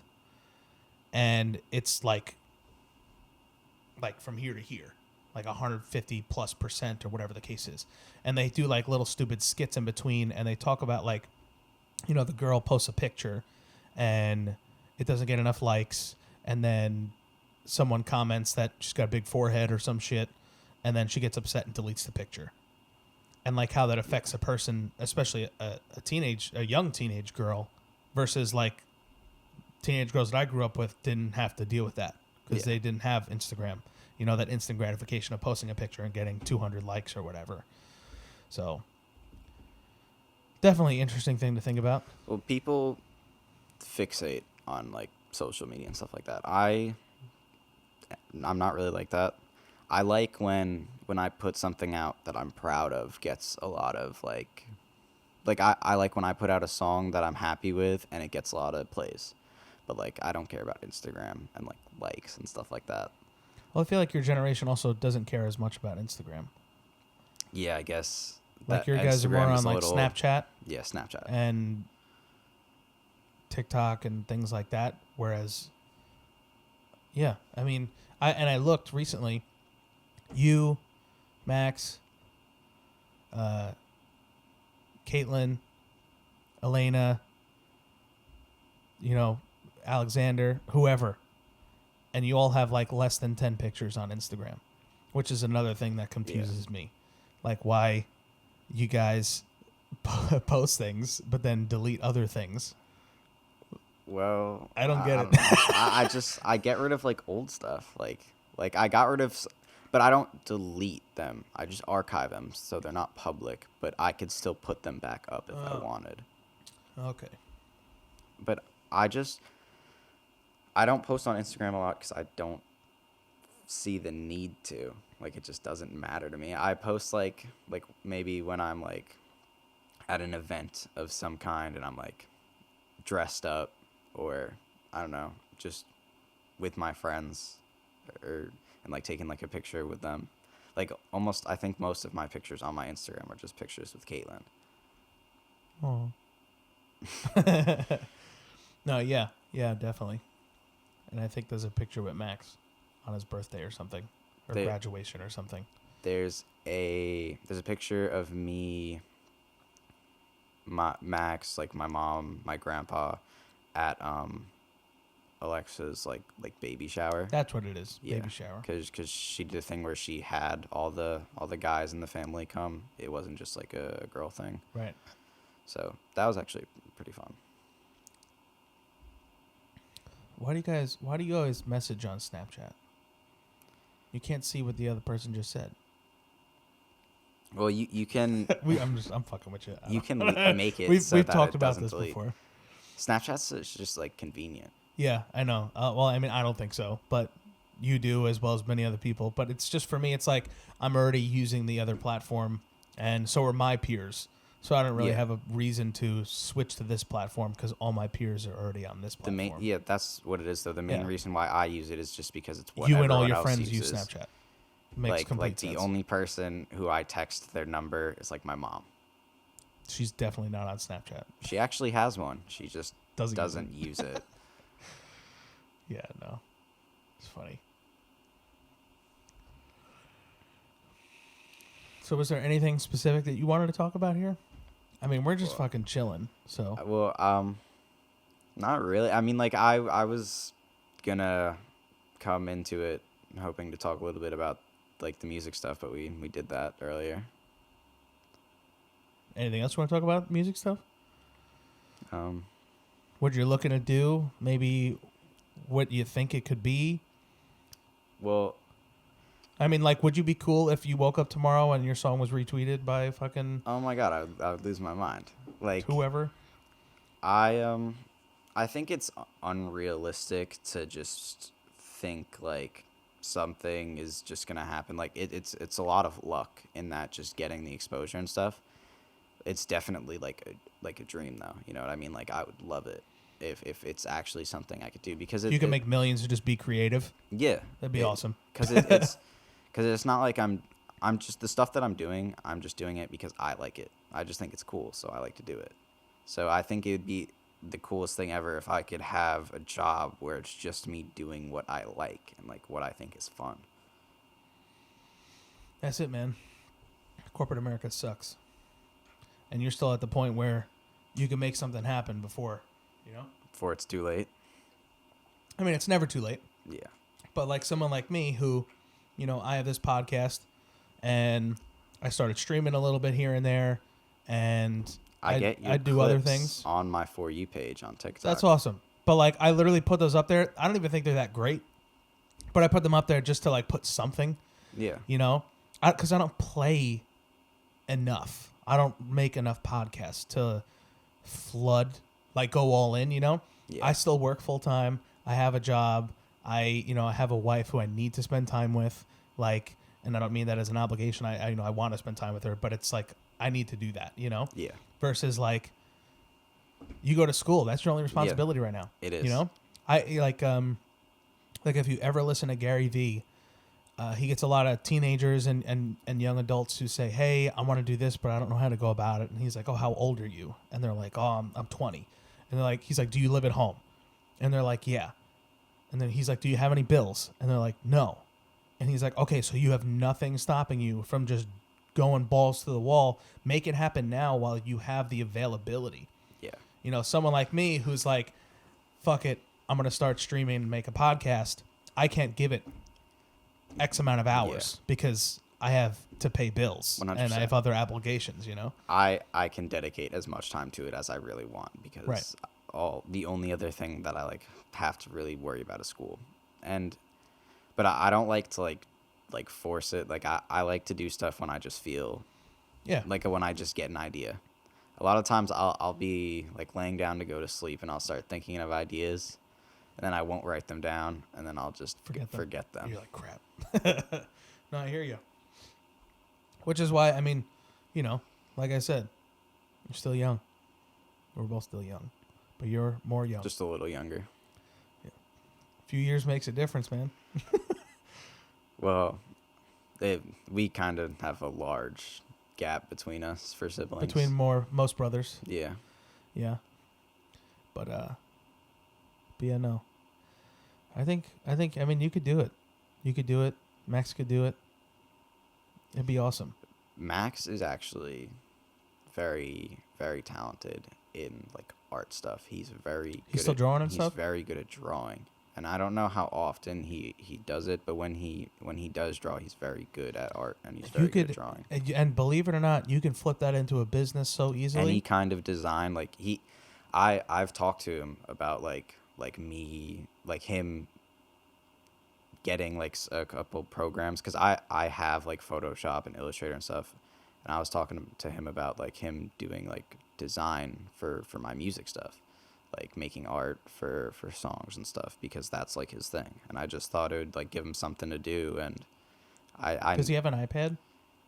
Yeah, I'm pretty sure he does. Yeah, you can like get the little Procreate pens, and you the can Procreate, which is the app, and you get the special pens.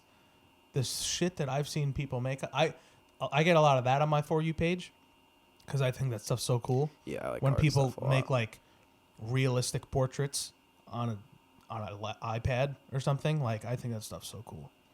It is really cool. I think that people who are good at like drawing and can just draw anything are some of the coolest people ever. And you could make a legitimate business out of that. And ultimately, you're working part-time, doing what you love, and getting paid a lot of money. Because I had someone who I follow who I thought that's a really cool, whatever it was, picture.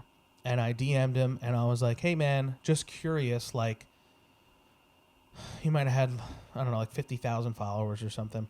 I'm like, how much for a commission for you to do something for me? And he said, 400 if you want it this way, 500 you want it this way, 600 you want it that way. And I was like, holy shit. And I was like, and what's the turnaround time? And he was like, probably a few days. And then I was like, okay, cool. And he's like, oh, and by the way, I'm booked until 6 months out. That's crazy. So this dude is booked 6 months out to draw for people. And each person that he's drawing for, it takes him a few days to complete. And he's getting a few $100s for every single one. $500 for every one. That's crazy. That's really good money. Dude's making really good money, and he's doing shit that he enjoys. You know what I mean? Yeah. Like, that's another, like with the internet, like you can capitalize anything. Well, like, it's even easier now with TikTok, because it's so easy to blow up. That's one of the easiest apps to go viral on. And I've found so many artists that I like just from their TikTok coming up on while I'm scrolling, and I'm like, oh, that sounds cool, and then I go check it out, and then that person just gained a fan just because their video just happened to come up while I was on my phone. I have a friend who works for a baseball lifestyle company. So they make like hats and clothes and pants and socks and phone cases and hats and beanies, whatever. But it's all baseball. And because his whole premise was, if you're a baseball fan, what do? You wear a baseball jersey, you wear a baseball hat. He wanted to create a streetwear brand, lifestyle brand, where it could be anything. Baseball pants? Other baseball people know, like, he likes baseball because I get it. You know what I mean? Yeah. So it's called Baseball Lifestyle, or Baseball Lifestyle 101 or something like that. And they hopped on TikTok, and they were just doing trends, like wearing their own apparel. Had several videos go viral, millions of likes, they have over 500,000 followers, millions and millions of likes. their business went like through the roof. Like the past, I forget how many years it's been, but the past like 3-4 years, their business has gone up millions every year because they're run the CEO, the founder is like 19 or 20 or something. Like he was a kid when he came up with the idea, and he started it and then put it on Instagram and TikTok. It exploded. It's chilling. If you know how to manipulate social media in a way to get yourself out there, it can be the most useful tool to anyone trying to put anything out there. If you're trying to push any kind of product or just anything that you're creating, if you know how to make people see it, it's an unbelievably useful tool to be able to manipulate. Yeah, I know. So, I mean, I'd love to blow up on TikTok and then be able to quit my job. It would be cool. It would be crazy. it would be That'd be cool. Like a dream. I think my problem on TikTok though, for my personal TikTok, is that I don't have like a niche. I just post random shit. Yeah. Which, from what I understand and what I've researched, it's hard to capture the algorithm in your favor when you're bouncing around to different categories. Yeah. So I posted like relationship stuff, 90s kid stuff, food stuff, beer stuff, video game stuff, anime stuff, like, and I've had like a few videos that have gotten over 1,000 views, which is a win for me.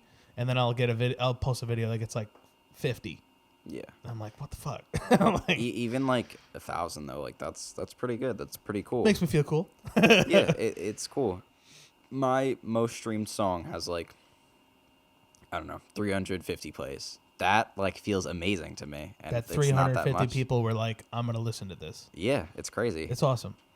Which makes you wonder, like, you know, when you hit 1,000 or when you hit 5,000 or 10,000. Yeah. Like, I don't think even like 500 would be like surreal to me. Like it would be crazy. Yeah, no, that'd be dope. And I one of my friends, he puts some of his music on Spotify. Like mine is just on SoundCloud for the time, but like it gets into people's algorithms, and then it shows up in their recommended playlists, and then he has a song with like almost 9,000 streams, and he's just some random kid who just decided to put his song on Spotify. Yeah, I'd be curious. I have a cousin who is in music, who basically just started recording stuff in her living room, and she's got friends and she goes to studios and stuff now. She has a couple. I think she has 3 singles on iTunes. She posted about her Spotify. Because she's on Spotify too, mm-hmm. and she got thousands and thousands of streams this year because I think she came out with 2 singles this past summer, and she was like, "Oh my gosh, like this is it's just so cool that you can put it out there." It's crazy that you just put stuff out there and random people just listen to it or look at it, even if not even just specifically music, with any kind of art or any product. It's crazy. Which is why I started an Instagram page to share that stuff. I mean, I've barely done anything with it, but the Mr. Papele one? No, that's the gaming one. It's the RPS Collective. So I basically, if it's creative, I'll share it. But like, I want it to be a page where I can just like shout out people doing whatever, doing cool stuff. Like, the first 3 posts were me. So it was like my podcast, that page, the collective, and then the gaming, Mr. Papele. And then the second thing I posted was Nicole's makeup, because Nicole does makeup, and painting faces is cool. So I did that. One of my friends started like how would you describe it? Like it's a studio, but he's made a game, he's made an app, he makes comics. So like he does a variety of things. So like I posted that, but I wanted like, you know, I have friends that are photographers and I could post their stuff. I have friends that are in music. I could post their stuff. I have people that do like sick cosplays or whatever, and I could post their stuff and just like share it. And like I want it to just be like a page full of awesome shit that people could just scroll through. That's cool. Find It's stuff. just like a big collective of creative Creative stuff. shit. I just love Yeah, it's really creative cool. shit. Like that's the goal. I think for honestly, that's what everyone says. Like do something you love and you won't work a day in your life. That type of fucking bullshit. But the real goal I think that people should aim for is to make as much money as possible in as little amount of time so that they can do whatever they want and not have to worry about the money. But if you would live in a sphere or a sector where it's something that you can do that, music is one of those venues. Yeah. Gaming is one of those venues. Like, there aren't many of them, I don't think, but with art in general, I think a lot of creative ways are things that you can capitalize on, and you can do that and make a lot of money. Definitely. So Because if you just gotta laser even- point in on that, and I think it'd be awesome. even within like the music industry, there's a million different jobs in the music industry. You don't have to be a singer or a rapper or whatever. There's a million different things you could do just in music, and you could make an unbelievable amount of money just like and you could even like meet all these crazy people like just through your job, like doing stuff for these crazy artists and celebrities, and it's the coolest thing ever. I want to retire our dad. That'd be dope. That'd be Wouldn't pretty cool. Yeah. it? Imagine Dogecoin explodes. That would be amazing. That's also definitely like a goal. I would love to make enough money that I could financially support my parents. That's definitely. I'd say the same thing, but you see the house they live in. Yeah. But definitely help out Dad. But or even if I could, and when I say help him out, like if I could just be like, yo, I'll hire someone to take care of this dealership for you. Yeah. Don't bust your ass every day. Just go hang out in the country with Zeus. Have fun. I don't know how he would feel about that. I don't know how it would feel either, but I think he would like to be in the country, but I think he might be angry of like someone else taking over his business. sell it. Yeah. I don't know. But I know, I get that. I get the sentiment. Our parents' generation are some of the hardest working. Definitely. Yeah. My mom's lucky enough to have my stepdad, who you met, who he's busted his ass for decades as well. Does pretty well. Yeah. And I'm happy that he's able to take care of my mom. Not everyone's as fortunate. So, but no, that's definitely one of my things. And Nicole's dad as well works in the auto industry, just like our dad, busted his ass. And like, man, I know you just want to chill, because Nicole's dad's the same way. Like Nicole's dad, he's a car guy too, but he's like a motorcycle guy, which Dad used to be a motorcycle guy. He got rid of all of them, but Yeah, I know Nicole's that he dad, used to like, have some. rode a motorcycle out to friggin' wherever it was, South Dakota or something, for a bike meet. Like That's crazy. Like, that's that's- like across. but the it's like- country. hundreds of thousands of people show up kind of thing. Yeah. So it's like one of the biggest in the country. But like, how cool is it to just have you don't have to worry about your job, and you could just be like, yup, hop on the bike this weekend, peace. And Yeah. just That's dip. really insane. like doing that kind of stuff. I want my family to be able to do that stuff. Yeah. I also want to do that stuff with my kids. I don't want to be slaving away at a job or a business. 100%. I think that if I ever just somehow came into like an abundance of money, I feel like I would just do the coolest stuff with it. I feel like I could do so much cool stuff with, like, I feel like there's so many people who have so much money and live boring lives. Like, there's so much you can do Yeah. if you just have money. So Very true. I feel like I would live a crazy life if I just had a bunch of money. Well, it's a lot of people, from what I've seen, my personal experience is a lot of people who have that kind of money, they don't have any kind of purpose, and they don't know what to do with their money, because it's like, oh, why would I travel? Or like, why would I do this or do that? Whatever. Like, they don't have a definite aim. You know what I mean? Yeah. Like, there's a quote, "Man without vision shall perish." and basically saying, if you don't know where you're going, you're not going to go anywhere.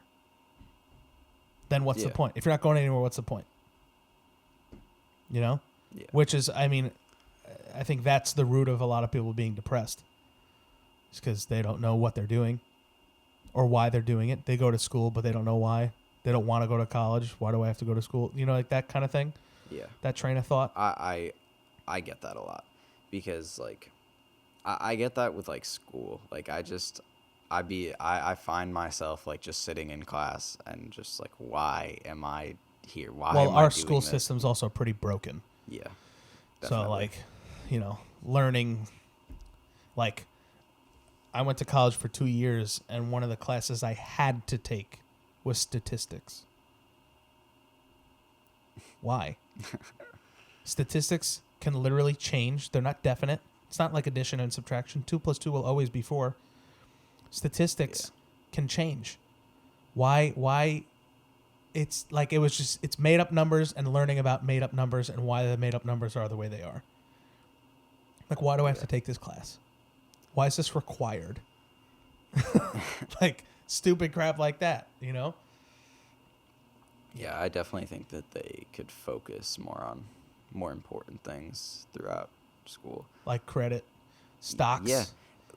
Every single person who's going to graduate this year, they're going to graduate from high school ready to be an adult, 18, they're a legal adult, and have no idea, have no education on how to buy a house or get a mortgage or like build up good credit or any of that. And I don't see how they can do that. Like you are not ready to be an adult fresh out of high school at all. Nope. You know nothing at that point. And we live in this unfortunate culture where your parents aren't really teaching that stuff either. Yeah. Our parents know how to do that. Yeah. They're not teaching us though. Yeah, I have no idea. Right? Yeah. And I don't know how it is with Dad, but like, have you ever asked him, have you ever seen something and said like, how much is that? And he says, don't worry about it. I'm not really that I know of, but like I don't really think that I just be like, Oh, well, I do how that much stuff. is that? But like, cause like, I know even with my mom, you know, I'm like, oh wow, that's a nice coffee table. How much was it? And she says, don't worry about it. Like like, teach me the value of $1. You Yeah. know what I mean? How much does this house cost? Don't How worry about it. much should this thing be worth? Like, Yeah. Yeah. I wanted to know that stuff. But like, your parents don't tell you. Yeah. Like, you don't know how much that house costs that you live in. You don't know how much the mortgage was. right, I have You no don't know what idea. the taxes are. But when you're buying a house, those are all things you have to take into account. Yeah, I think that there should definitely be, bless you. Wow. Thank you. There should definitely be, and not even like, it should be required, but they don't even offer it as like an optional thing. Like, do you know how to write a check? No. Because I mean, there's a lot of things are digital now, but like, they didn't teach me that. And then like, I went into the workforce and there were certain things I had to write checks for. Mom, how do I write a check? I don't know. You know what I mean? How do I tie a tie? I have a job interview. How do I tie a tie? You know what I mean? Yeah. Like, life skills. Well, that's the thing. If you look into it, if you look back at the history, today's American school system was created by, I guess you could say, the wealthier class of people who, quote unquote, owned the factories and owned the businesses. So they wanted to breed the average American to just be an employee somewhere. That's Sit down, crazy. shut up, don't speak when spoken to. If you have something to say, raise your hand. You can only go to the bathroom with permission. When the bell rings, you can go to lunch. When it rings, you have to come back. AKA working in a factory. Yeah, it is pretty similar, I guess, in those ways. Yeah. That's literally what it was created for. To create obedient people who, you know, memorize this information for this task, this test. Then you don't have to worry about it anymore once this task is complete. Once you graduate, you don't have to. I feel like you'll never have- nowadays it kind of just breeds rebels, though. Well, that's what I'm saying. Yeah. People like you, people like me who have the aptitude where I was probably, I feel like, much more vocal about it than you were, but you probably have had these thoughts where I'm like, what the fuck is the point of this? And Yeah. I was the class clown talking back to the teacher all the time. I would call the teacher out straight up. Like I'd argue with teachers, which is fun sometimes. Don't do it, but yeah, no, I was that kid though. I think it's funny to argue with people when you're like confident that you are right, and it's just funny to watch them like stumble over themselves. I'd X Y, and they don't want you to X Y. Yeah. They don't want you to ask questions. They just want you to listen. Learn, take the test. Bye. I when they first introduced smart boards, I was in high school and my math teacher had one, and we were doing logic and proof. Did you have to take that? Proofs Yeah. for geometry? Yeah. I like just finished it. Like I just did So we're doing this. that. Logic and proofs. I said to my teacher, I said, why do we have to learn this? I will never need any of this in my life. I'm going to live 100 fucking years, and I'm 16, whatever, right now, 15. I will never use this ever again after we take this test on Friday. Why are you wasting our time? I straight up confronted my teacher in front of the class. She starts stumbling, going on, oh, well, you need it for this, you need it for that, like, whatever. And I'm like, I think you're lying. I haven't asked my parents, but I don't think they know logic or proof. I bet if I showed them this homework, they don't know. Yeah. I said, what is the definitely point? don't. Well, they And she- did know. They just forgot about it right Exactly. after the test. So she goes on and on. I literally stand up in front of the class. I walk over to the smartboard. I go to Google, and I type in, like, what professions do you need to know logic and proof? And it comes up like math teacher, rocket scientist. And I literally turned around and I was like, raise your hand if you want to do either of those things. And no one raised their hand. I was like, case closed. Can we fucking move on, please? Like, this is ridiculous. I agree with like what you're saying, but also it's not really like the teacher's fault. Oh yeah, Like, I know. They just I was get like I told said, what to I was teach. an asshole. I was an asshole teenager. But Yeah. that was my MO. I was, I did it to get a laugh, but I think the fact stands. It does. Well, like I will never need to prove that two triangles are equal to each other. There's no reason. Nope. And it's not even like they're real objects. It's just lines on paper. Yeah. You're proving that lines on paper are And a equal lot of to the each other. problems outside of math, or even math, you just Google them. Yeah. Like when I don't know how it is now. Do they let you use? I mean, I would assume they let you use calculators and stuff like that. Yeah. When I don't know if it's the same when I was your age. Some tests they wouldn't let you use a calculator. Mhm. You had to do the long Yeah. division and the long multiplication and all that stuff. Show your work. Da-da-da-da-da. And the premise then was like, oh, like you need to know this stuff. You can't just use your calculator. You got to know how to do it longhand because it's not like one day you'll be walking around with a calculator in your pocket. Oh wait, 10 years later, like oh wait, yeah. Here we are. Like They normally, if it depends on the kind of math. Like it now at the level of math where I'm at, you pretty much use a calculator all the time. There's never really a time when you don't have one. But like in like middle school, like we wouldn't be allowed to use them a lot of the time. Once you get into like solving like algebraic equations and stuff like that, where the main focus of the math is like learning how to set up the problems, then you get the calculator. yeah, but again, it's not the teacher's fault. I commend teachers. Any teacher that might listen to this, God bless you, Jesus. The crap that you got to put up with as a teacher. Yeah, definitely. And I mean, in a lot of places, they don't even make that much money. Yeah. But I mean, hey, that's what they wanted to do. Impact the youth. That's what I feel the most bad is when people love teaching, because there are definitely people that are meant to teach things. Yeah. And they think, okay, let me be a teacher, like in a school system. And then they're told what they're allowed to teach. I like teachers who. It's like if you got signed to a record label, but they told you can only make one type of music. That would suck. They be doing that. Yeah, though. I know. Like you sign to a record label, and then they tell you when you're allowed to release music, and they tell you, like, you could show them and be like, I wanna release this. Do you like Chance the Rapper? They could just say no. I'm not a big fan, Okay. but he's been catching a lot of flack lately. For what? I don't even know. I Well, don't follow any of this stuff. His latest album, like, it was his debut album. I think everything before was like mixtapes, and it was received very negatively. And his reaction to the criticism, he had like a shitty reaction. He was just kind of like angry about it instead of actually taking it like constructively. Oh. And he had like there's this article or something about it, and he had it taken down because it spoke about him negatively, and he kind of caught a lot of flack for that. Can imagine. But I know I was saying it. I was asking because I know he's someone who stayed away from record labels for a long time. That's a big thing now with a lot of artists, because a lot of artists Do it yourself.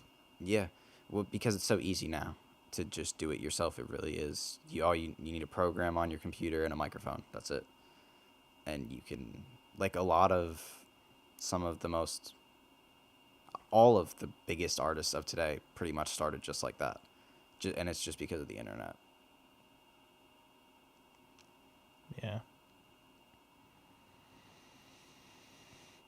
Cool. You hungry? Cool. I am a little hungry. I'm hungry. I haven't eaten anything today. Anything else to add? Not really. Oh, we have to play rock, paper, scissors. We used to play rock, paper, scissors. Yeah. Best out of three, Because or it's Ross, one paper, time? scissors. Best 2 out of 3. And we'll just do 1, 2, 3, shoot. Okay. All right?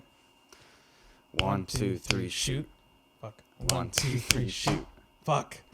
2-0. Easy win.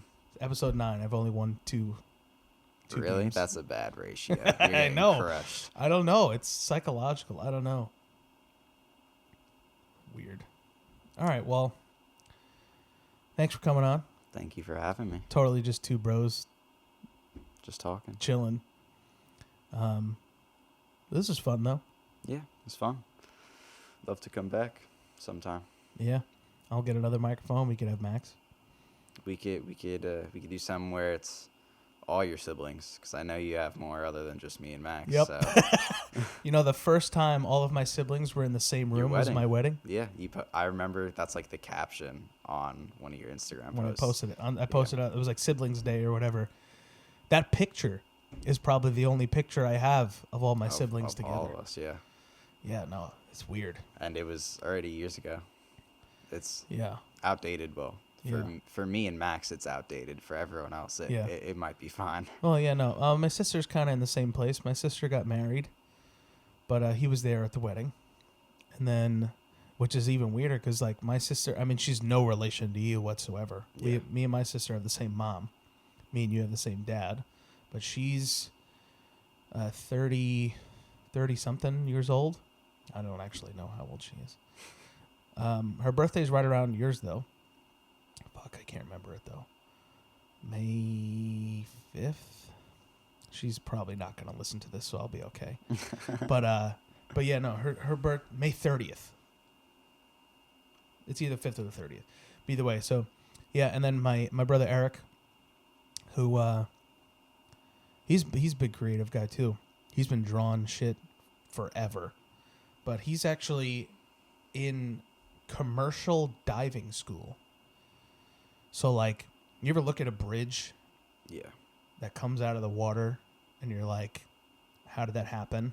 Because it's not like they drain the water, you know? He's the guy. He's the guy who does the shit underwater. Like, they put on 2 tanks and they go underwater You probably make for good like a money whole for day. that. They make a boatload of money. Yeah. But like weird niche thing that you just never think about. And then his dad's friend owns a company that does it. And then he was like, oh, that sounds cool. And like the college for that, because it's like a trade, is just diving. You don't have to take social studies or fucking English. That's a pretty cool gig. So he's like, actually, his school includes actual diving, which we've done diving before. I've gone diving. Have you gone diving or anything like that? No. Probably not. We haven't gone on a family vacation in a long time. Puerto Rico was the last one. And I was in 2nd grade. It was 8 years ago. That was 8 years ago? My God. That was a long time ago. All of the cool trips that we went on were when I was too young to appreciate any of them. So I remember, here's 2 of my most vivid memories of you. Ready? One of them, and I feel like I've told you these both before, but we'll say it for the podcast. One of them was when you must have been like 2 years old, and you were chasing a yellow volleyball around, like it was like rolling on the ground, and you were just like running after it, and the whole family was there by the pool, and you like caught up to it too fast or something, and you like tripped over it, and you slammed your face into the concrete like around the pool, and everyone freaked out because it was like, holy shit, the baby just ate shit. And you got up and you had like literally blood running down your face, and everyone was like, oh my God, pa.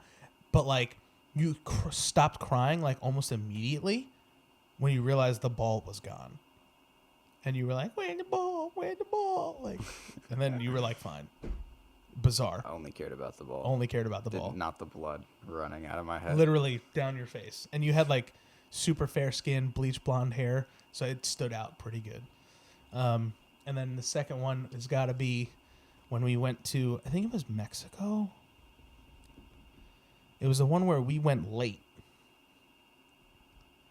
Like, Mexico, I was like really a baby. Yeah. Like really. You had just started sitting at the table by yourself, and you were like able to feed yourself, but like you didn't talk or like anything, like, you know, words here and there, but you were every dinner was basically you would just get chicken fingers and French fries. Yeah. And I remember the most hilarious thing was you wouldn't eat the whole French fry. You would rip the ends off the French fry. I actually remember doing that, and I don't remember why, though. I remember doing it. I just don't know why I did it. I don't know. But I just remember you doing that, and literally we got it from the table the first day that we were there, and it was literally just like a pile of French fry ends on the floor under the table. We're like, what the? Like, you were literally like, and then like would throw it under the table. Oh my gosh. Yeah. I miss those family vacations. Those were good. I would love to go on another one somewhere. But they cost money. Because I feel like that's probably... Well, I guess it was that, and then everyone got older. Yeah. So, like, college schedules didn't line up with high school schedules, didn't line up with elementary school schedules, and whatever. Our family, there's a lot of different age ranges within the people who would go on those. Because it's like... I was always the youngest, but now there's like even younger than me, like Jamie and all them, like the next generation. I was the youngest of my generation in our family, though. Youngest of the cousins. Yeah. Yeah, no. It's weird, though. We went on some good trips, though. The only one I really remember at all is Puerto Rico. And even that, like, it's not super vivid memories. Yeah. The biggest thing about Puerto Rico was that we were like the only friggin' people there. Which I don't know if you even remember. I don't. So we went to a place called Guanica, which is like the southernmost point of Puerto Rico, and it's not a vacation spot. Like, there's a resort there, but it's not like a vacation spot. Yeah. So we got there on like a Monday, and literally from like Monday to Thursday, there was 30 people in the whole resort, and we were 14 of them. Crazy. So like, we didn't have to fight for seats at the pool. We didn't have to fight for seats at the beach, like, or the restaurant. Like, we just went wherever we wanted, whenever we wanted. The bar was actually a cash bar. It wasn't included. But the guys were like, oh, you just overpay here or go to that supermarket down the road and then just bring it back here. Well, like, we'll let you do that. Like, you could just go buy whatever. So we literally went to the supermarket. Like, me, Dad, Uncle Dan, and like maybe a couple other people. And we literally went to the supermarket and just bought like racks of beer and like drinks and mixed drinks and all that stuff and snacks and stuff, and brought it back to the resort. And the pool was like right behind like our rooms, and we literally just keep everything in the fridge in the room and be like, oh, I'm gonna go get a beer, you want one? And then we, instead of going to the bar, we'd go to the room, get a cold beer, go back to the pool. Like, And then that's when we met that dog, Rico. Rico. I don't know why I had to think about that. Jeez. Named Rico after Puerto Rico. Yeah. And then brought him back to New York. Yep, the whole thing.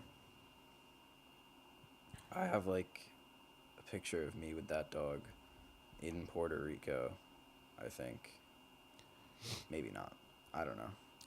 I wrote this down because I wanted to say it because I think there's another funny memory I had. It was like Max's like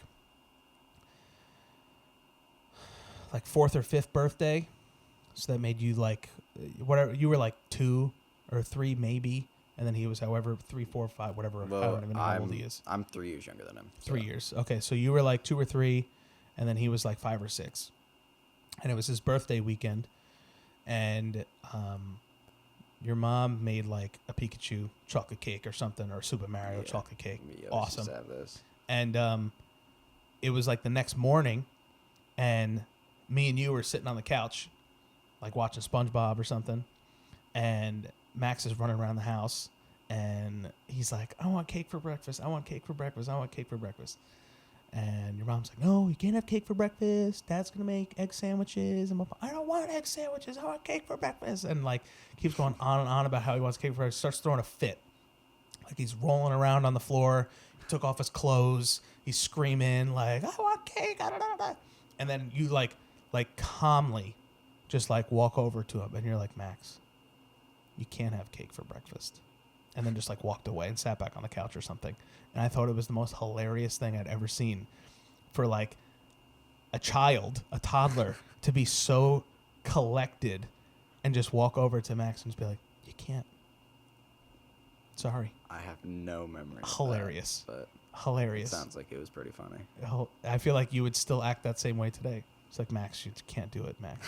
Can't. I mean, he's totally a different person. I don't think he'd freak out like that either. But no, yeah, definitely not. Hilarious. We're both. He's a little angrier than I am for sure, but we're both pretty collected and calm. You guys have both. You've always been pretty chill. Yeah, I He's was definitely just quiet. He used to be really hyper. Yeah. Really, really hyper. He's definitely totally much, much more chill now. Yeah, he's definitely mellowed out a lot. Yeah. That's good, though. He's a good kid. Yeah, that's He's part always of smiling, that Max kid. That's part of the reason why we get along a lot better now, I feel. Also because we're both just older. That just happens when siblings get older. They just become friends. You ever see? I saw a meme like that recently. It was like, yo, siblings be funny. It's like you hate them your whole life for no reason, and then you just hit an age where one day you're like, hey, he's a pretty cool guy. Yeah. We should be friends. Yeah, me and Max used to fight probably like every day over just stupid stuff. And like now, like we spend like an unbelievable amount of time together. Like I just go into his room all the time, just sitting there and hang out. Pretty chill, dude. He's speedrunning Mario 64 all the time. I know, he told me that. I just go watch him speedrun. How fast does he do it? Does he do it in like a one sitting? Yeah, you sit. Well, there's different kinds of speedruns for that game. So there's like the full 120 stars, 100% the game, and there's other ways that you can beat the game with like 16 stars, like using like exploits and stuff. So he does like the 16-star ones, and the world record is like 15 minutes, and he does it in like 30. That's freaking wild. That's so wild. Your mom was really good at that game. My parents used to like be gamers. Like they would just play games. Like I think that's crazy. Your mom was the best because as you get the 3 different profiles in 64. Yeah. I had one, Dad had one, and your mom had one. Your mom always had the most stars. Always. Yeah, I like have vague memories of us all sitting on that little couch. The blue and white couch. Yeah. Yeah. And just playing Super Mario 64. Yep. Dad used to play mad games. He used to play. He played like Black Ops 2 and Halo. Like he played Halo 4. He would like he started doing it with me and Max like occasionally, and sometimes like we would just walk into the living room and he would just be playing Halo. That's awesome.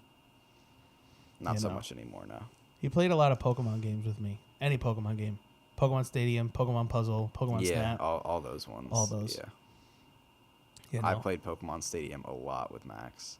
We played that a lot. he bought me my first Grand Theft Auto game on PlayStation 2. Grand Theft Auto. Is it Grand Theft Auto 3 or Grand Theft Auto Vice City or Is something? the PlayStation 2 that I have the one that was yours? Is that why Yes. I have a PlayStation 2? Yes. So then I probably still have that Grand Theft That's Auto the game. same play. Well, he bought that. He bought that for like me and Courtney, but it stayed at your house. Yeah. So like I'd go over there and I'd play it. So I'd want a game and he would, before Amazon, buy it on eBay.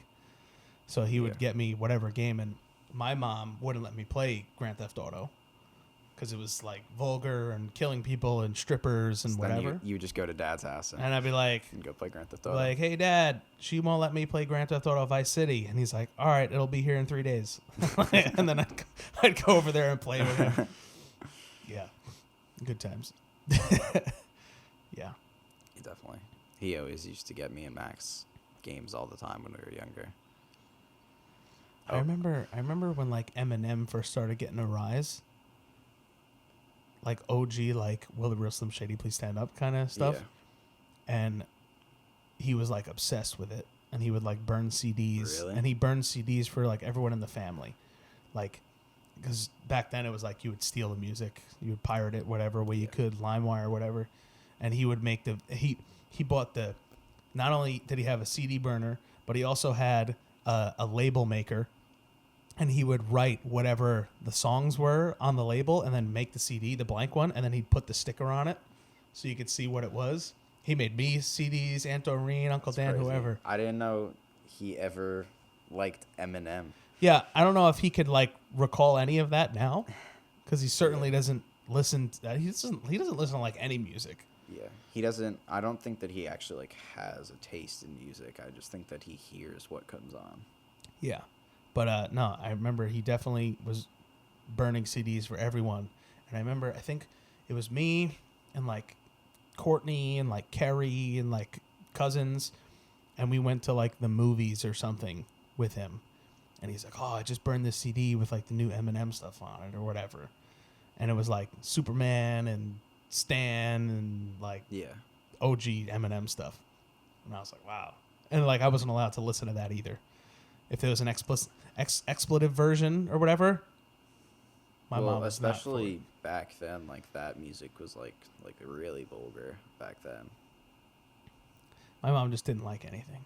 My mom got mad the first time she heard me say "darn it." Yeah.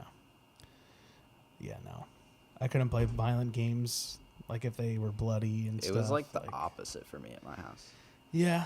Because like my dad like never cared. He would just give me anything, and my mom's always been laid back too. So I like I was always playing or listening or watching something that was like meant for people 10 years older than I was. And I think that was like, also I was always around Max's older friends too. Like I was always with them. So that kind of made me like mature a little bit faster, because I was just always with older people and liked that kind of stuff. I'd even watch things on like Nick at Night. Yeah. Well, And my mom didn't like that. But me, I'd watch it at Dad's. For me, it was YouTube. Like I watched a bunch of YouTube as a kid, because that's just what like the thing was. What it was, yeah. Yeah. And I definitely watched like a bunch of stuff that like children was not meant for children, but Nicole talks about watching like South Park when she was like a child. yeah, like less than 10 years old. I had definitely seen South That's Park. not as an a okay kid. show Yeah. for kids. But I mean, hey, she turned out all right. But yeah. I watched all those shows as a kid. South Park, Family Guy. I love Family Guy. It's on Hulu. Yeah, I've watched all like the recent episodes. I started at like season 15. I can't start when the graphics are still bad. Yeah. I have to start when they get good. Yeah, I know exactly what you mean. Because I was recently, it was like an episode, I think we watched it like last night or 2 nights ago. That's like our going to bed show sometimes. Yeah.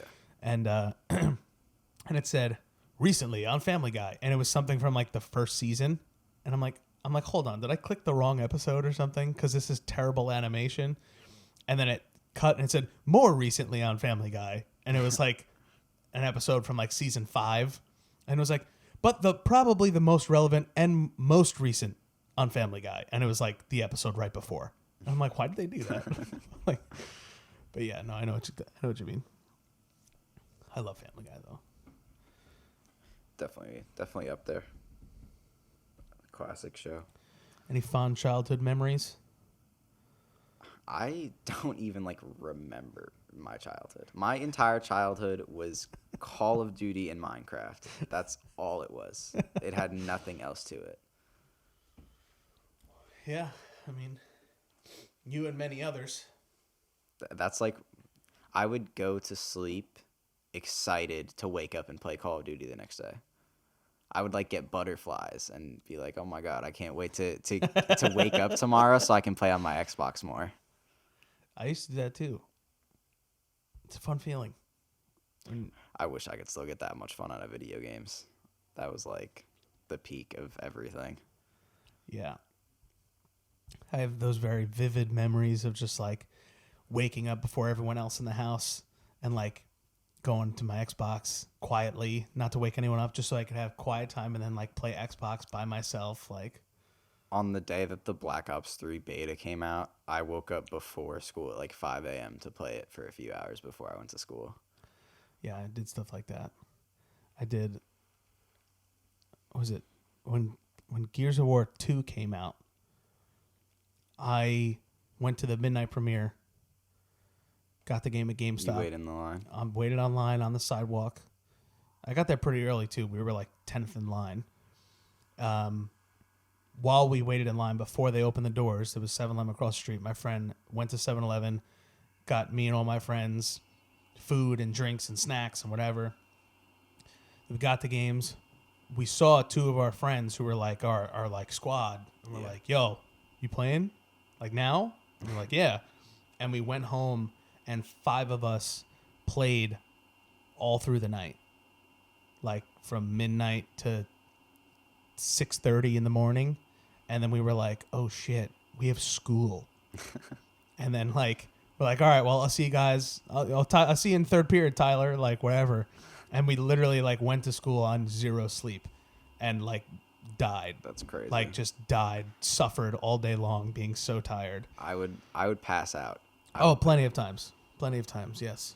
I slept on the bus, first period, second period, third period, like you name it. Like, but it was cool. And then that was the game that like really, really, I mean, I was always into gaming, but that was the game like we played that game, Gears of War 2, every single day from, whatever time you get home from school, 2:30 to midnight, 1, 2, 3 o'clock in the morning, every day.